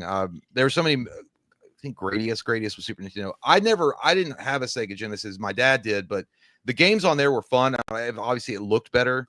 But I just think that Nintendo just had better games overall, and they had a lockdown on the market forever. Like Sega was good, and they had some good games, Sonic and whatever. But I feel like overall Nintendo is just too nostalgic for me to pass up. It's gonna be Nintendo all day. Yeah, I apologize, dude. When you were talking, Hella is sleeping on the couch, a pitbull, and she let out a fart, and dude, it literally went. Like it was like long. It was like 10 seconds long. That shit. Well, I don't care what she thinks about my opinion. It's disregarded. I don't care. No, the answer is Nintendo, dude. I'm sorry. It is Nintendo. But wait a minute. Does Nintendo match up better? Was Sega more closer to Super Nintendo? No, well, Sega was probably closer to Super Nintendo. But even then, when Sega came out, Nintendo the 8-bit Nintendo still had it still had great games. Like it had the quartered market, but it doesn't matter. Nintendo was going to win. Super Nintendo was still going to beat Sega. Yeah. I think Super Nintendo definitely would have beat Sega. I think even more so, to be honest with you. But it's Nintendo for me. I was never a Sega dude, man. That's probably why I'm not that into Sonic or whatever. Sega! I think the movies are fine. Sega! Well, the thing about Sega is I will say one thing about them. They were ahead of their time with Dreamcast. Like that shit was fucking great. And it's just unfortunate they didn't have any kind of third-party support for it. But it was way ahead of its time. Yeah, unfortunately, the piece of shit never fucking worked. Well, yours didn't because you got it at the fucking flea market. You should have bought that shit new. I did get it at the flea market, you're right? It actually came like I bought it and it came in like those bedding sets, like the clear vinyl bedding set bags. It actually came in one of those bags. I was like, this is gonna be great. This is gonna be the best day ever. I popped it in. I popped in that NFL game that came with it that had Randy Moss on the cover. Yeah. Amazing graphics, dude. I never made it through an entire fucking game without you throwing the ball and someone like and they would just do that over and over again. Mike bought it at a place where they were like, "Did you refurbish this?" Like, yeah, I blew it on it. Shit, I blew on it. I bought it like a Mexican flea market. I do. By the way, who can remember? Like, forget like Nintendo days. You had to blow on the cartridge. Like, just give it a second. You got to jaggle it a little bit to make it work. But anyway, the games were worth it. Like, also Ninja Gaiden, all that. It was so good. Everything was so good on Nintendo. And then Sega's marketing was like dog shit, dude. Because I never after Sega Genesis, I never could keep up with the new system because it always seemed like they had a new system every 6 months. They had Sega CD, Sega 32-bit, Saturn, and then it's like, what the fuck? What's your Christmas? What is it? What is it? That's true. I couldn't figure it out, and it was cool because I remember seeing the Sega Saturn commercials. Like, oh man, they're using DVDs or whatever for the game. But then next month it was like something else. I was like, I just think it was a bad marketing. Like they had bad marketing.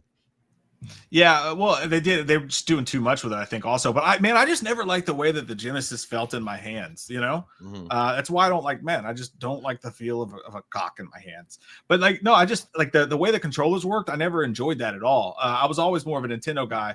But who doesn't remember not just blowing on the consoles, but dude, the worst part was always when you had to clean your room. The worst part of cleaning your room was always your tangled remote controls.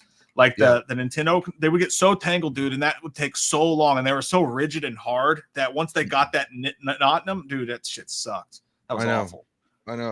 Like, who the fuck who pulled it? Who put the cords like that? I would always get mad at my brother. I was like, you were the last one to use this, you asshole.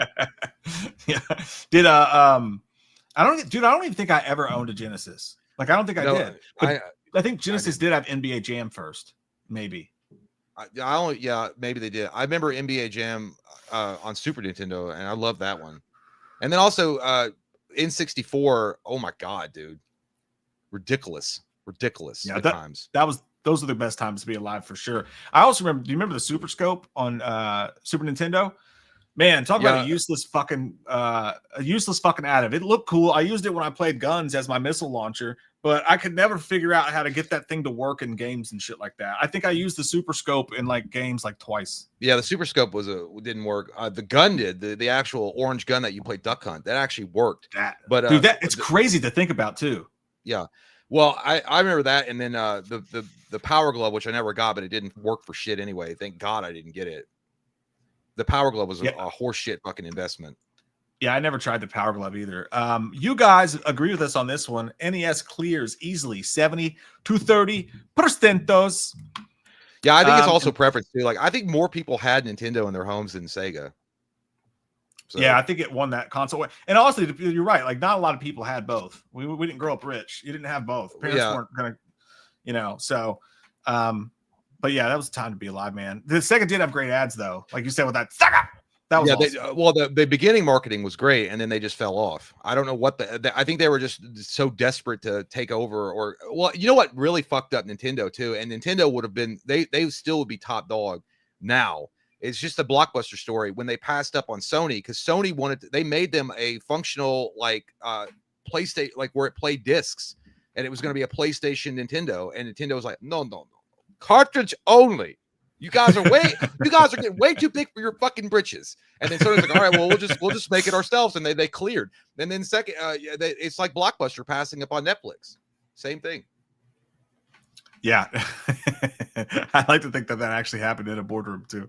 Like, you guys are getting way too big for your fucking britches. Yes, it was. It's like, so let me get this straight, Tom. You're telling me that a CD is going to hold all the information, and that's what kids are going to be playing today? Get this sad sack of shit out of here. You couldn't sell ketchup popsicles to a lady in white gloves. What? I will literally fuck your face. Okay, so how about this one? I'm going to put in the poll right meow. Now, this is interesting. You got to read the fine text on this one, you guys, because it's not just who would win in a fight. It's not who you like better. It's not who would win in a fight, but who would win in a fight if there was only knives involved. Well, which version Rambo? of Jason? Any version of Jason, just standard Jason. Let's go with this Jason. I think this was this is No, that's resurrected Jason. So let's say Jason 4, just standard Jason. You know what I mean? Yeah, I should have put more thought into which Jason. That's a good. Well, good call why on don't that you one. say 2009 Jason, because he's completely human. Yeah, that works. 2009 Jason works for me. I'll put that in the vote here. Okay, Rambo. All right, so that we can fix that real easy there. Just forget the picture that you're seeing on your screen. But yeah, no, this is what makes it interesting. There's no guns. Rambo can't use guns. They're in the forest. Who wins the heyday? Throw down. Well, to be fair, if you watch First Blood Part 1, or just First Blood, Rambo didn't have a gun for a while. He just had that big ass Bowie knife, and he was like using the land to survive. He got a gun later, but he was fucking people up. He goes, "Let it go." Just let that man have all he wanted to do was go to fucking Waffle House and have a fucking waffle. And that asshole cop was like, "No, man, you can go next town over." And he's like, "Fuck you." But yeah, I think here's the thing. 2009 Jason, kind of the same way, lives off the land, knows how to use the land to his advantage, can set traps, do all sorts of crazy shit. But it's fucking Rambo, dude. Green Beret, like badass commit, like you just can't beat it. Like Rambo would watch from a safe distance as Jason was setting these traps up and be like, "That's cute," and then just fuck him up. I 100% agree with you, dude. I think it's Rambo all day and twice on Sunday. Listen, dude, like even 2009 Jason, as great as he was, he got bested by a schoolgirl cheerleader and Jared Padalecki. You know what I mean? Yep. In the woods, like he got taken down. Like he did take a lot of people out on his way out. But like when these teens can beat these characters, then and it's a good question still, especially when you take guns out of the equation. But when these teens can beat these characters, what chance do these characters have when they're alone with fucking John Rambo? You know? I know. John Jay. John Jay. John Jay. After he killed Jason, he'd be like, they were trying to arrest him. He's like, "But I didn't do anything. I didn't do anything." I took him. Yeah, dude, it's Rambo all day, all day. Yeah, that's one for me. You go. We'll let you guys keep voting on that because it's an interesting one for sure. I know we love Jason, but the truth is the truth, and it hurts in your toots. Let's see what some of you guys are saying right now. Gary B said, "My first date with my wife," speaking of the conversation we had earlier, "was 50 Shades of Grey." Nice. Nice. What did you learn, Gary? But I still married a female. I had a great time. I had a great time, yeah, but in the end, I decided I liked vagina a little bit more. But good time. Yeah, dude, it's so funny because my wife and I's anniversary is on Valentine's Day, right? And she loved the books or whatever. She thought they were terrible, like, you know, whatever, but she loved the books. So we got a hotel room. And the night that we went to see that, had a hotel room. Obviously, you assume anniversary, 50 Shades of Grey, hotel room. You know, you assume it's going to go down. But I was like, well, I'm not ready to get bed. I was like, let me just have a couple more drinks. Let's just hang out for a little. And then she fell asleep. She fell asleep. And then I was like, well, fuck. And then that morning when she had to leave to go to work, I stayed in the hotel and filmed my movie review for 50 Shades of Grey in the hotel room. That was a weird time, man. But dude, you know they were finding cucumbers. Theater workers were finding cucumbers under the seats after the film was over. You dirty women. God, you sad sacks of shit. God damn, dude. Like it's funny. It's like, I want a respectful man, charismatic, chivalrous, hold the door open, pay for dinner, things like that. And then they go watch this and turn into goddamn hyenas. Yes, spank me in the fucking, just tear my butt cheeks apart and slap me around and call me Sally. Like, it's like, what the fuck do you want? You're sending mixed signals. And it's like, because if a man did that to you, like, if you're like, "Hey, I'm gonna go to the hotel room, I'm gonna try some of this kinky shit because she might be into it, she'll call the cops on you. You're gonna do 20 to life." As long as he has a lot of money, it's okay. That's what they don't tell you that's what they actually found hot about a lot of that. Yeah, 50 Shades of, yeah, dude, I never, when it came out, I just remember, even then I was thinking, it was like, God, the hypocrisy on it's so funny. Well, honestly, like, you know, it was like, oh, men only think about one thing. They have one caricature of a woman, big boobs, stupid, bimbo, whatever. Well, yeah. And then you literally want a man to like Hulk Hogan smash your face into the wall and then fuck your butt without any lube and tell you to like it. And you're like, that's so hot. And you're like, what the fuck? To be fair, a lot of women are are genuinely into that, which is great. But I will say this though, the movie was milquetoast as hell, dude. The movie like didn't do anything. It was it might as well be in PG-13. They barely did shit in that movie. That was weak sauce as hell. It was pretty like bad. I think the book was a lot more vulgar even. Well, it was. I know that the book was vulgar because my ex-ho wife was like, there should have been red flags right away. she was all into those books. Was telling She's like, me I'm gonna about have them. Kyle do this to me later. You're like, what? She's like, I mean you. No, Kyle was last week. Today it's Tanner. I was like, oh, Fucking Tanner. Oh god, that would be the worst, right? fucking Tanner. Come home and found out she's with a Tanner. No offense to anybody named Tanner. It's just not the name of a dude you want banging your wife. Not that you want any dude banging your wife, but Yeah. Tanner, just a little extra salt in the thing, you know? He may be a little bit more Thor than Skylar last week, but Is it Skylar a girl? Yeah. well, no, she's just rough. Skylar could be like a dude's name. Usually it's a frat boy that's like really rich. In the case of the chat, you guys said Rambo. Speaking of Rambo versus Jason, you guys say Rambo wins that fight 64% to 36% of the time. Fair. Yeah. We're on the same page. Yeah, I You think know? it would have been a complete if you had stuck with Ghost Jason. Obviously, it's not fair. If it's like using the Game Genie or some shit to get like to the last level of Mario, it's like, all right, well, fuck it, I just won't play Yeah, it then. that's true. That is a really good. I'm glad you said that for sure. Here's one that is just going to hurt my fucking asshole. And I know that already, but I'm a glutton for punishment. Speaking of having people's assholes hurt, which franchise do you guys think is better? The Die Hard franchise or the Lethal Weapon franchise? As a whole, the entire franchise, everything included. Well, I'm going with Die Hard, no doubts. No doubts in me butt course you cracks. would. And now here's the thing. I will say that after Die Hard 3, it kind of started falling off. Die Hard 4 was all right, but when they started going that PG-13 route, I was like, yeah, it was good. Timothy Oliphant was fun in it. It was whatever, but it still felt like a Die Hard movie, but it started getting watered down. And then that last one, I didn't like it at all. I can't even remember the name of it. It wasn't Good Day to Die Hard. Yeah, some bullshit like that. I didn't like that one. That. Lethal Weapon, though, for the most part, had good movies. All four of the movies were good. I just like John McClane better. I mean, he just looks like a regular guy that just has the hungover like he is in Die Hard with the Vengeance. Like, mind you fucking business about Holly, and then he's got to go fucking save the day. I know that Lethal Weapon, those guys are like, they're buddies. But I mean, again, John McClane was doing this shit on his own. Like, he only had a partner once or maybe twice, but he only had a partner like with Samuel L. Jackson who was worth a fuck. Yeah. Now, see, I'm obviously going to go Lethal Weapon. You know, that's my favorite action movie of all time. But like, I think there's a couple reasons why, though. Like, I think Lethal Weapon, for maybe it's the Mel Gibson stuff, who knows? But it's just not revered like Die Hard is these days. The Die Hard Christmas movie argument keeps it alive or whatever. Obviously, the first one's a fucking classic. The third one's a fucking classic. I think Lethal Weapon was a little bit older and it's a little crustier around the edges, so people forget about it. And it's been so long since we've had a Lethal Weapon movie, too. But I genuinely, and I really mean this with my whole heart, the answer is fucking Lethal Weapon, dude. It's fucking 4 movies, every single one of them bangers. There's not a bad movie in that franchise. Die Hard does have the stinker that is A Good Day to Die Hard for sure. And Die Hard 2 was, I think, movie to movie, right? Like, I'll give you Die Hard over Lethal Weapon. Most people will say that. I'll pick Lethal Weapon. Die Hard 2 versus Lethal Weapon 2. Lethal Weapon 2 is insanely better of a movie than Die Hard 2 is. I mean, it's not even close in my opinion. Die Hard 3 versus Lethal Weapon 3, you got to give that one to Die Hard, definitely. But I do think when it comes to Die Hard 4 and Lethal Weapon 4 wins that one. It was like the first requel in a way. Like, it wasn't a requel. They didn't get rid of anything, but it was them, their current age. Well, they were older, doing it again. And it just, every single movie in that franchise is fucking great. Well, I identify with Bruce Willis's hairline because it resembles mine. So fuck that mullet. And dude, Mel Gibson with the mullet smoking ciggies in the Christmas tree patch. Fucking dude.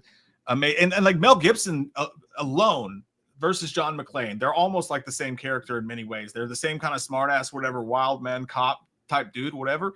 Yeah. But Lethal Weapon had, it was like if Die Hard had Samuel L. Jackson in every single movie. I mean, the friendship in Lethal Weapon is what carries it over the top for me. And I think it's more serious of a movie too. When you talk about like Riggs, like suicidal mindset and dealing with that shit, I think it's a more serious franchise as well. Like, I think it's more dramatic. I think that John McClane looks more like an everyday guy, especially Die Hard 3 when he's sitting there around, he's smoking his cigarettes, he's talking about his divorce, he's hungover as fuck, he probably smells like booze and poop, and he's like, it just looks like every father after Christmas Day, and they're thinking about those credit card statements that are coming in, and they're like, yeah, I hope you all had a good fucking Christmas. I got to work like 3 shifts to cover it. But, to be fair, there's one thing I will say about that, even though it's so true. Like, fucking, the only thing about Die Hard with a Vengeance that you could take away from that movie, it's one of the best action movies of all time. But there is no fucking way. It's the most unrealistic shit of all time that a man that hungover is doing the shit he's doing in that movie. I don't care if the whole city's on fire. There's no way you're swinging from fucking ropes and doing the shit he's doing and just like looking for a bottle of Tylenol like Woody Harrelson looking for a Twinkie in Zombieland. No way. You do I think he got. I think he had a shot of like coke before he went out there. Like I would have to have like all sorts of drugs before I even held a sign out like he did. And he's like, you got to do this. And he's like, I think the dude just escaped from Bellevue. I am the voice of my own God. I no fucking way. I'd have to be on like a million fucking drugs, dude. In the Rob Zombie unrated cut, he's like, every time he pops out the bathroom, he's like, man, I really need this. He just does a quick line real quick and it picks it back up. That's the only way. It's the only way. Nighttime, while you guys vote on that, says there's a movie called The Last, and thank you, by the way. That's generous super chat. And we appreciate it. He said there's a movie called The Last Horror Film from 1982 with Joe Spinell, and they have fictional movie posters in this film festival scene, and one of the film posters says Stab, the other one says Scream. They predicted horror back in 1982. Dude, I did not know that. Holy shit! I'm gonna see if I could find that. It was called the last horror film, or the last horror. Okay, the last horror Scream Stab posters. Let me see if I can find a picture of that, because that's fucking cool. No, all I'm getting. Look, dude, you have that super chat over my face. I look like Wilson from Home Improvement. You know, Tim. That's it covering you. Yeah, I just Googled it. It's not pulling it up. If you have a picture, let me know, and maybe you can email it to me, because I can't find it on Google anywhere. But I want to see that shit. I had no fucking idea. That's crazy. That's pretty badass. That's a good movie trivia. Joe Valentine says, keep one, forget one. Clooney as Seth Gecko in Dusk Till Dawn, or versus Thomas Jane as the Punisher. That sucks. That hurts. I don't like it. Man.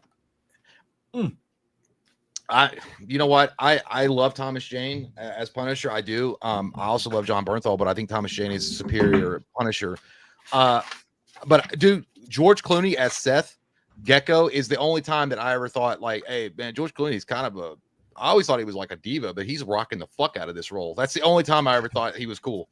So I watched that last night. It almost, and I never, obviously you got to have a certain type of body to fucking pull it off. But it was the only time I was like, man, you know what? To be fair, I probably would get that tribal tattoo on my neck, because it looks pretty badass. It looks dope. Yeah, like anybody else would look like a douche with that. Yeah, because I mean, if you think about it, George Clooney as Seth, dude, it's so strange. I thought after that movie, he was going to be doing a shit ton of like cool, badass action movies like that, and he went back to doing like Mamma Mia shit. I'm like, all right, well, got to make a buck somehow. But either way, I think Seth Gecko is one of the coolest fucking characters of all time, and he's badass too, because up to that point, I had never seen anybody like that was hunting down vampires, except for like Blade. Yeah. No, dude, like that, you're absolutely right about that. I don't think for us it worked out great for George Clooney, but I think for us as fans of the 90s and action and stuff like that, like his career after Dusk Till Dawn is one of the most disappointing careers of all time for us, because like he could have done so many badass roles doing stuff like that, and he didn't want to, and good for him. But man, yeah, we thought that was gonna be way cool. Yeah, he goes to do Batman and Robin. He's like, this is why Superman works alone. Holy shit balls! Did you say that, Seth? I'm going Clooney as well, but I do love Thomas Jane's Punisher so much. I saved that. If we get time, I will put that as a vote for everybody. I'll get the pictures. I know somebody's going to be like, well, you guys forgot about this movie that he was in. I'm not saying, but also it was George Clooney is an amazing actor, obviously, and he did a great job with that role, but it probably came down to the fact that it was a Rodriguez Tarantino movie. The dialogue was perfect. It was filmed amazing. He also had a great supporting cast. No, he had great roles. Like he had great roles after that, but he really went for the highfalutin, like Oscar bait shit for most of his career. Like when he could have done some really cool stuff in the action genre. But by the way, I can't believe this stuff. I thought I was setting myself up for pain and hurt, and you guys constantly surprised me with the surprise finger in the bum. But it's a good one for once. Lethal Weapon wins 53% to 47% over Die Hard. I can't believe that shit. A bunch of I don't think Lethal Weapon's motherfuckers around here. Bunch of Christmas hating motherfuckers. Santa's not coming to you for shit. And right after Christmas too. Holy shit. That's my Christmas present from you guys. Fuck. Dude, God, I forgot. I can't remember all of it. I was watching this thing on Twitter. I guess it was some guy that was reading. I don't know if this was a real letter, but it was funny as fuck. This kid had wrote because it was obvious the way that it was spelling. It was like, like a kid would spell, but he wrote this letter to Santa Claus after he didn't get he got one of the two things he asked for Christmas because they were expensive. And so he only got one of the two things, and he wrote Santa, and he was basically like being very nice and polite about it. But he was like, I think you might have forgot. I asked for two things and I only got one of the two. So we might want to rectify that situation. And then the parents obviously typed up a letter back to him and was like, dear, whatever his name was. And he was like, they were essentially saying, well, you know, mommy and daddy, or not mommy and daddy, they were like, you know, those gifts were from the heart, and you should be grateful for what you got. And some things are just really expensive, you know, kind of giving him the parent speech. And then he wrote back, dude, pissed. The kid did. It was like, and I think the title of the video on Twitter is like the day a villain was born. And he was like, dear fatty.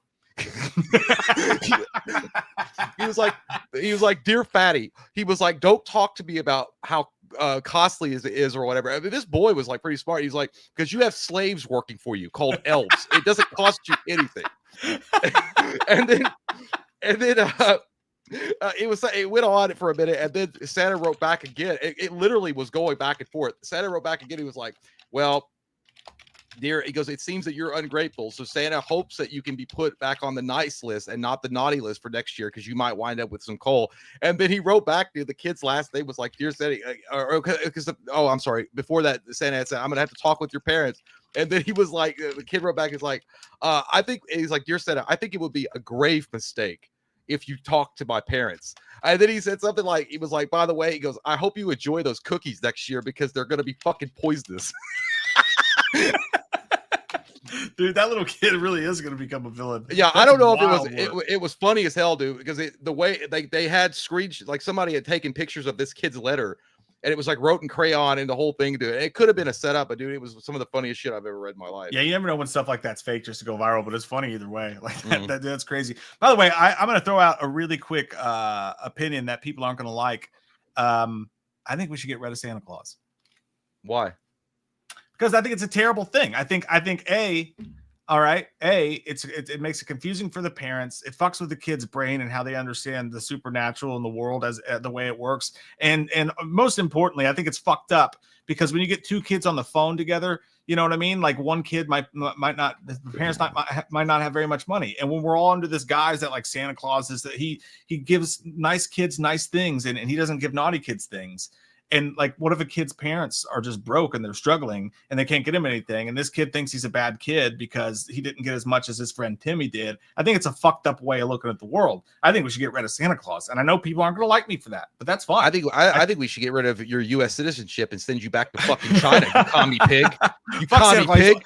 Also, he's creepy as shit. Why are we taking our kids? I don't think it's old men slaps. Who signs up for that job? I think the idea behind Santa Claus has been like lost by obviously materialism, but it's really about the spirit of Christmas. It's not about like, you know, hearth and gathering. It wasn't meant to be like Santa Claus. I thought you were Christian. Why are we taking away from Jesus and giving all the praise to Santa Claus? Because Jesus would approve Santa Claus. He's an angel. You son of a bitch that flies around in a sleigh with rain. I know. You're a communist, Chinese bitch. No, I will say I think it's the spirit of Christmas. I think that's why Santa Claus is supposed to exist. But obviously, materialism has taken front and center over what it actually means with Santa Claus. But yeah, I guess if you're like, well, if you ask Santa Claus, maybe he can bring mommy a new job so I can afford those wonderful. Yeah, it's obviously if you make it like pull at your heartstrings bullshit like that. But generally speaking, I'm not taking that shit away. Fuck that. I like the Santa Claus idea. Those Coca-Cola bottles with his face on them. I love that. It makes me feel nostalgic for it. Fat weirdo. Yeah, but like, just do like a fucking, like, turn him into, take the story away, you know, turn him into a fucking, a snowman. Like, it's a happy snowman. But they don't have to make him the deliverer of presents. It's creepy. So then you turn him into a happy snowman. So when the snow fucking melts, you're teaching children about murder? Yeah, because when the snow melts, like, well, he was alive. He just changed the story. He comes back every year because I think you're so off topic. Christmas brings him back to life. Next vote. Now that I've pissed everyone in the chat off, DC versus Marvel. But pay close attention to what I'm doing with this. All right, this isn't just DC versus Marvel. You have to pick one to delete from history. This is which one you're getting rid of. But what I'm telling you is you're not just getting rid of the movies or the recent ones or this or that. You have to delete them from history. That means if you pick DC to be the one you want to delete, you're getting rid of Batman, Superman, every comic, every movie, all the characters, everything gone from history. Gun to your head. You have to choose one to get rid of. What's it going to be? It's a very dark night in Texas with this kind of question. We don't like it.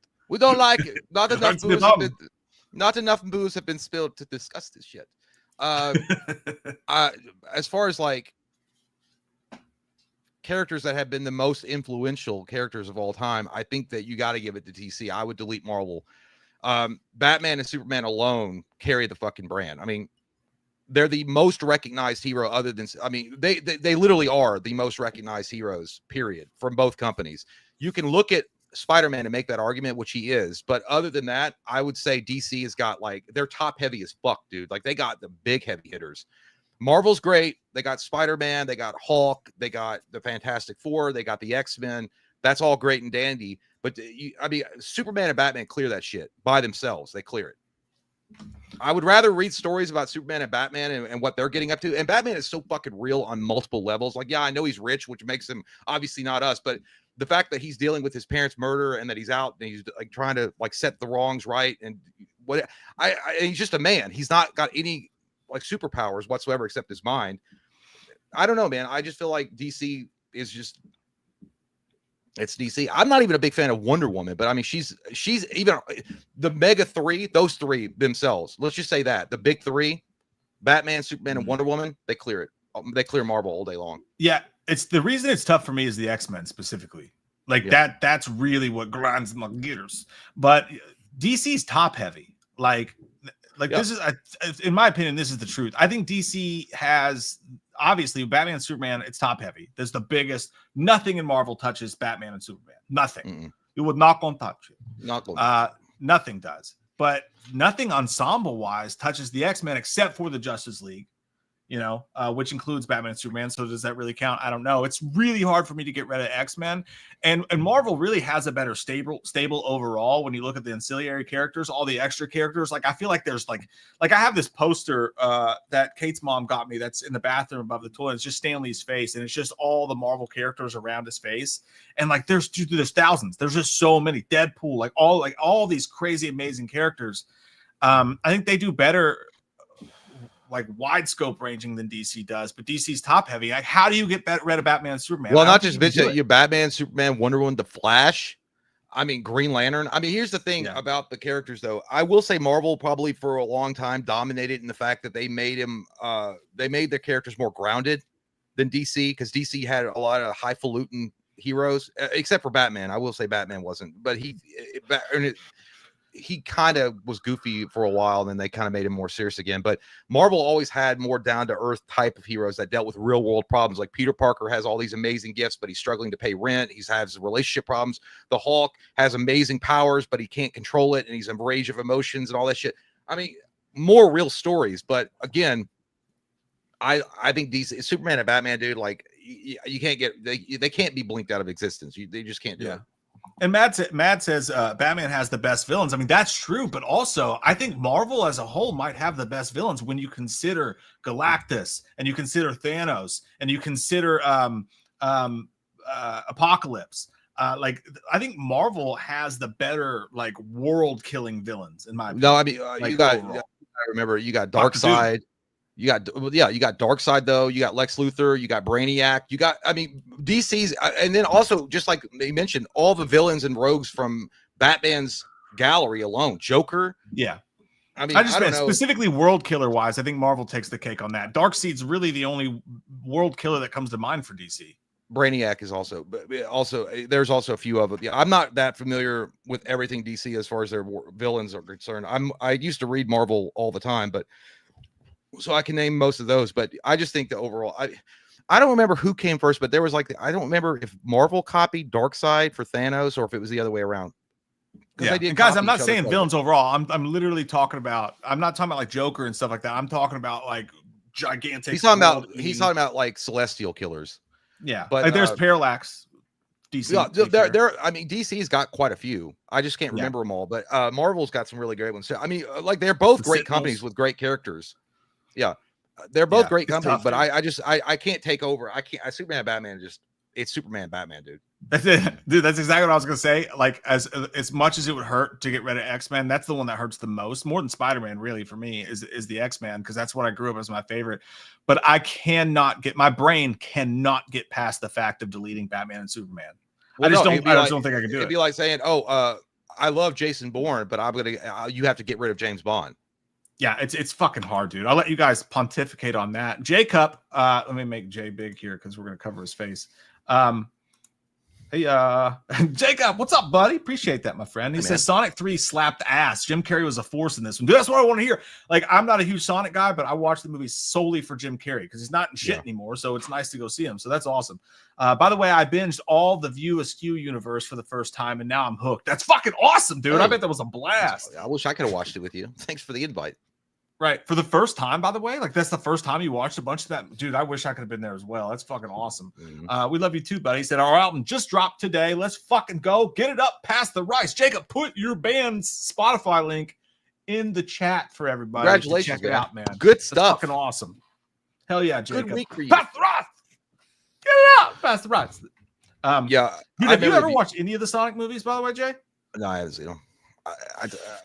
I'm a Mario guy. I'm sorry, Michael Parton. All right. Don't hate on me. No, I don't know why. I just haven't watched them. I don't know. Yeah, dude, they're not bad. And Jim Carrey makes it worth it to watch them. I'm looking forward to watching the third one at some point for sure. But yeah, dude, him doing what he does in a movie theater is just, it's fucking, dude, it feels good to see again. But I'm not kidding, Jacob. Put your link to your Spotify in the chat, man, so everybody can check it out. It's good shit. Child of the Corn. When do we see a Batman horror film in our life? Man, I hope so. Yes. I hope so, dude. I think they've missed several opportunities where they could. I think The Long Halloween is an amazing story. I think they did something like that, but they haven't done the Elseworlds comic. And I always mention it. I've got it over there. I just can't remember the title of it. But where Batman becomes a vampire, that shit is fucking dark and it is scary and it is amazingly written. I don't know why they haven't done that. And also, there's the Arkham Asylum. I think the Arkham Asylum games could be made into a great horror movie. With all the subject material going on in that, and Batman's trapped in Arkham with his worst villains, and it's like a mental asylum, and it's preying on his own psychological scarring. Yeah, I hope to see it one day. I think that honestly, I don't want to see an animated movie. I want to see a full like live action horror movie with Batman. F&A Cotton, F&A. I agree with that.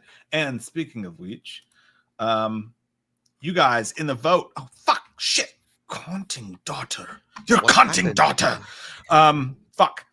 You guys have chosen, along with us, to delete Marvel from history. 63% to 37% chose to delete Marvel if they have to. That's just fucking crazy. Like when you think about it, because like look at how much Marvel has dominated the movie market. Well, yeah, look like, how bad the past you're years. doing lately. Right. And yet DC just whipped that fucking ass. Surprising. Yeah. I think Marvel fans felt like a jaded ex-girlfriend. Like, yeah, everyone is like, but my CD-30 in his truck, but you know he's gonna beat your ass when you go back to him. Yeah, I did get Deadpool Wolverine on 4K for Christmas. It's one of my 4K gifts. Pretty excited about that. I just watched it on Netflix with Katie like 2 nights ago before Christmas, and I was like, what? Shit. Deadpool Wolverine. It's on Netflix. Oh no, not Disney Plus. It's on Disney Plus. Yeah, I love that. It's one of the greatest Marvel movies of all time. This next one is going to be interesting. Sorry, I got to type it in the poll here. Yes. Poll. It sounds like I'm at the IRS office and they're typing up how much. I'm like, oh shit, their fingers are still going.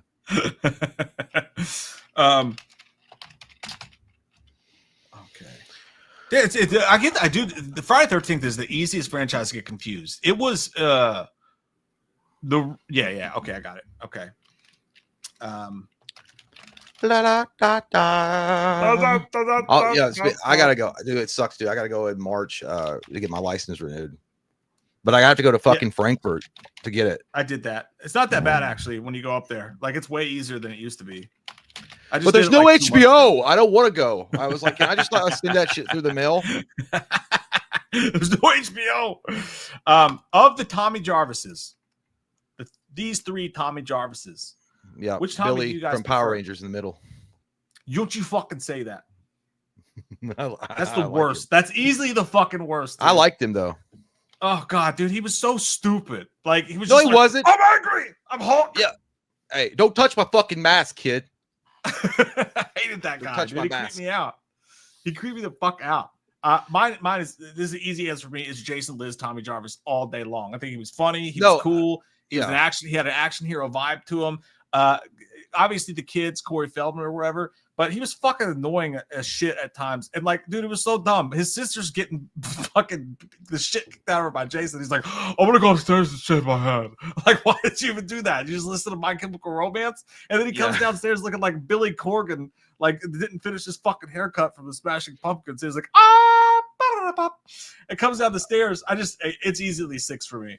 Yeah, I wasn't really saying it was my favorite Tommy. I was just saying he looks like Billy from the Power Rangers in the middle.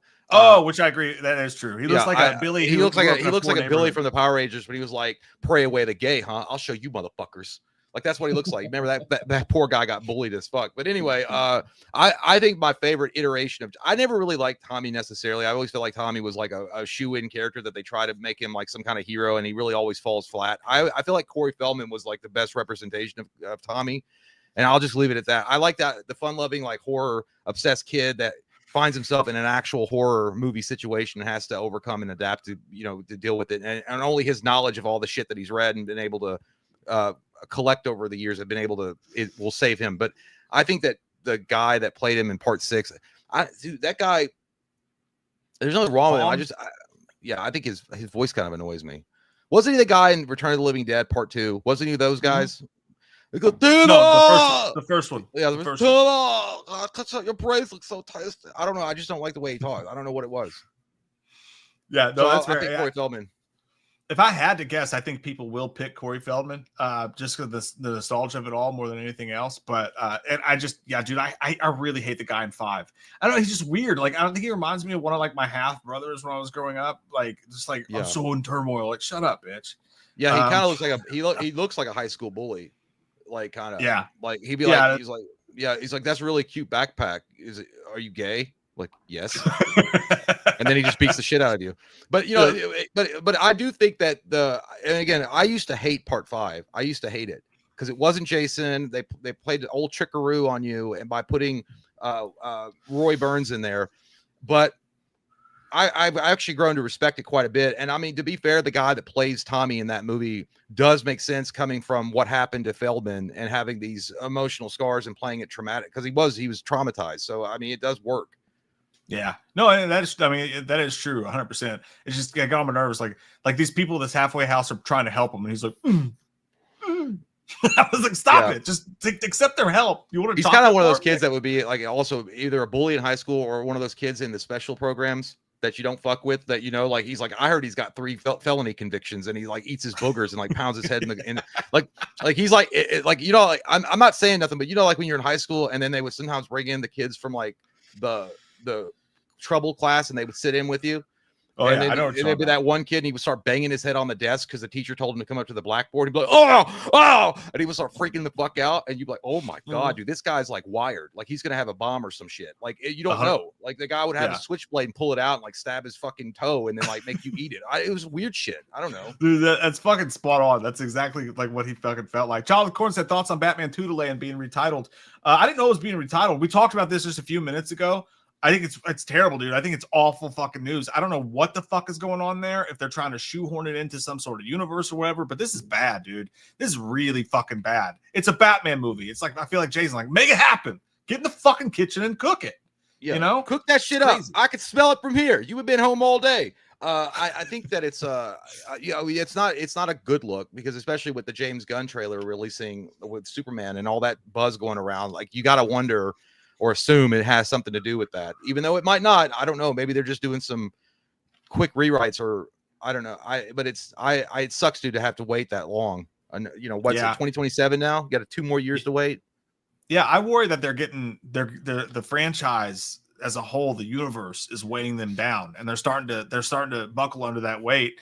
And like, dude, just do the things that you want, that people want, that you're really good at. Why would you take away the best thing that you have going around right now to focus on all this other shit? Like, and maybe that's not what's going on, but it seems scary to me for sure.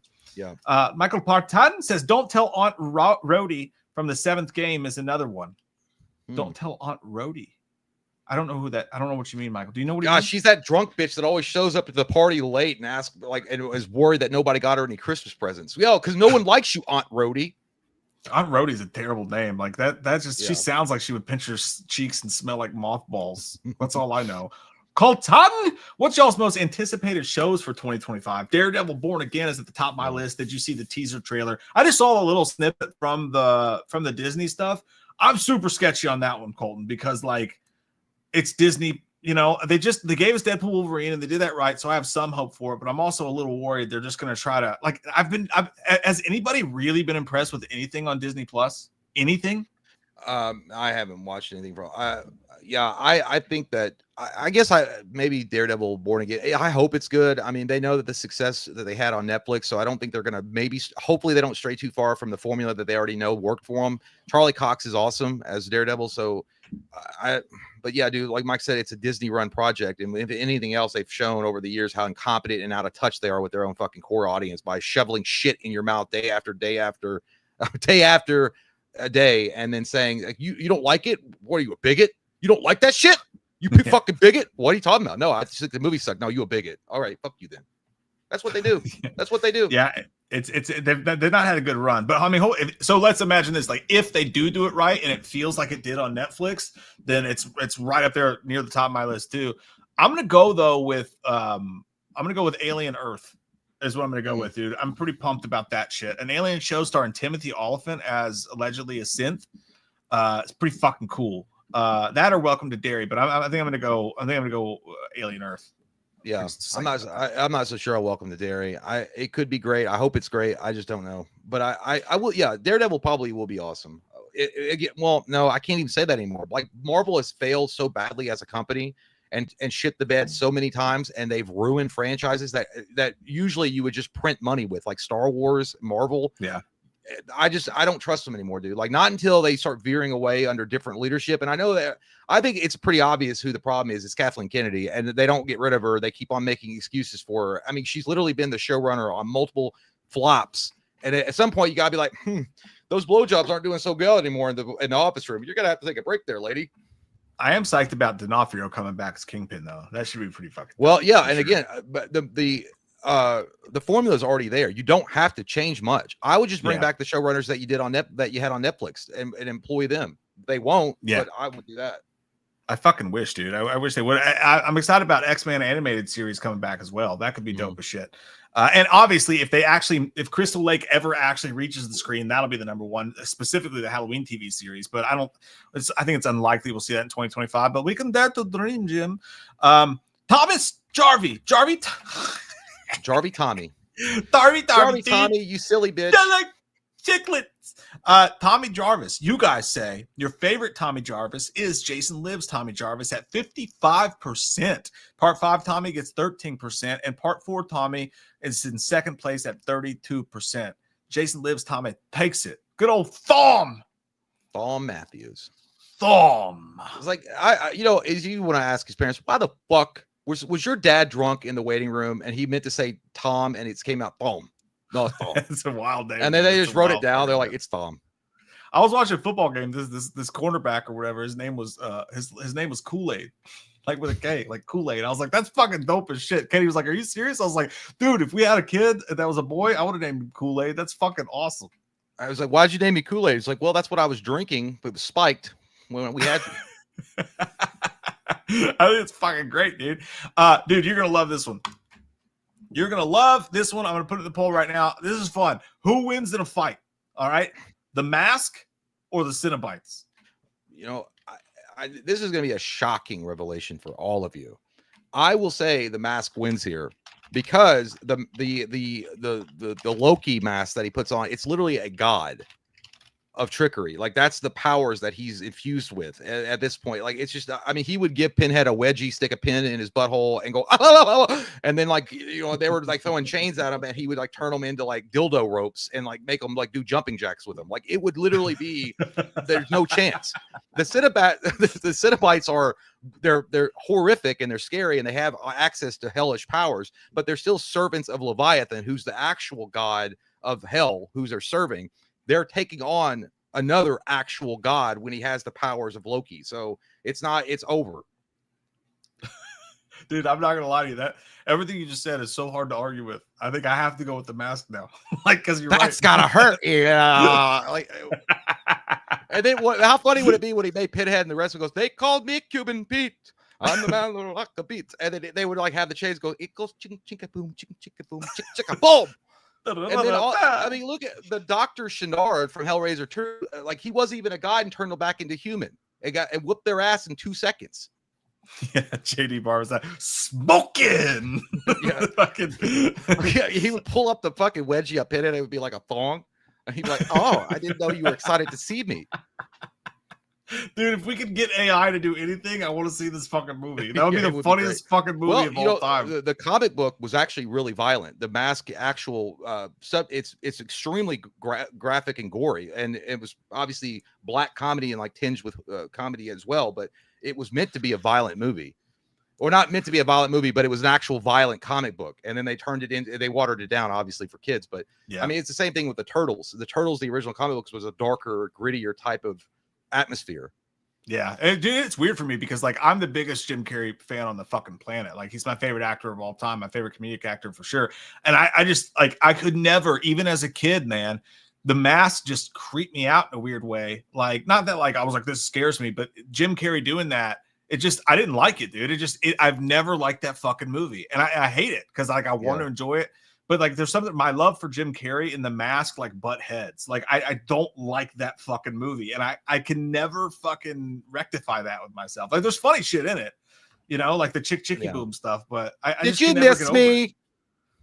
I don't know. Yeah, I think at the end of the day, I think that over like just an actual fight with all the powers at his disposal, I don't even think I think it's over in 2 seconds. I think, yeah, you explained that too well. I can't argue with it at all. I agree with you. I do think, by the way, Cameron Diaz in that movie, although I don't really enjoy her as a person, one of the hottest human beings that has ever walked planet fucking Earth. I have a thing about red lipstick to this day from that fucking movie. Yeah, when she sits down the first time coming out of the rain in the bank, and Stanley Ipkiss had just been chewed out by his boss for the umpteenth time, and then she crosses her legs and she's sitting back. I was like, God damn, God made that. He made that real. How could you say it's not real after that? That's amazing. He must have spent a little bit more time on you and put the extra sauce on it. I like it. Put some steak on it. I'll be right back, though.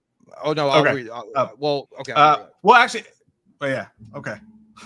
What? I was going to say, wait a second, because I have a movie that you haven't seen on the next vote that I'm going to go to. Okay. So that's perfect for when you go. Okay. All right. You didn't understand what I said just now. That's okay. That's all right. That's fine. Gary! AI is all fun and games until Arnold's knocking at your door, asking name and shooting you 50 times. Yeah. Dude, I really like the AI thing is so crazy to me. Like, I think it's a really great tool for people who can't afford to do certain things, to pay people to do certain things. I think it could be dangerous I just watched Terminator 2 the other day. It scared the fuck out of me, by the way. It scared the fuck out of me when you think about AI and its capabilities. But yeah, I think right now it's pretty fucking cool. But again, when Hollywood starts using it to kick people out of their jobs, that shit sucks butt. Says, Mike, you're hot. I just want to let you know. Thank you. Oh. Thanks, babe. I appreciate that. I need all the help I can get, you know? All the help I can get. AG says, my Tinder date told me to watch The Human Centipede and take notes. Can Loomis and Mark Wahlberg give me some advice? I will add the Mark Wahlberg in a minute. That's crazy. What are you trying to say she's trying to do to you? You're trying to say she's trying to sew your mouth to her butthole? Or sew your butt to her mouth? Because I would let her sew her mouth to my butthole, because then I would eat a bunch of protein. I get real strong, but then I have to pass into her mouth. Everybody knows that you don't want to pass your protein. What if she gets stronger than you? I don't want her to be stronger than me. Yeah, that's fucking weird shit.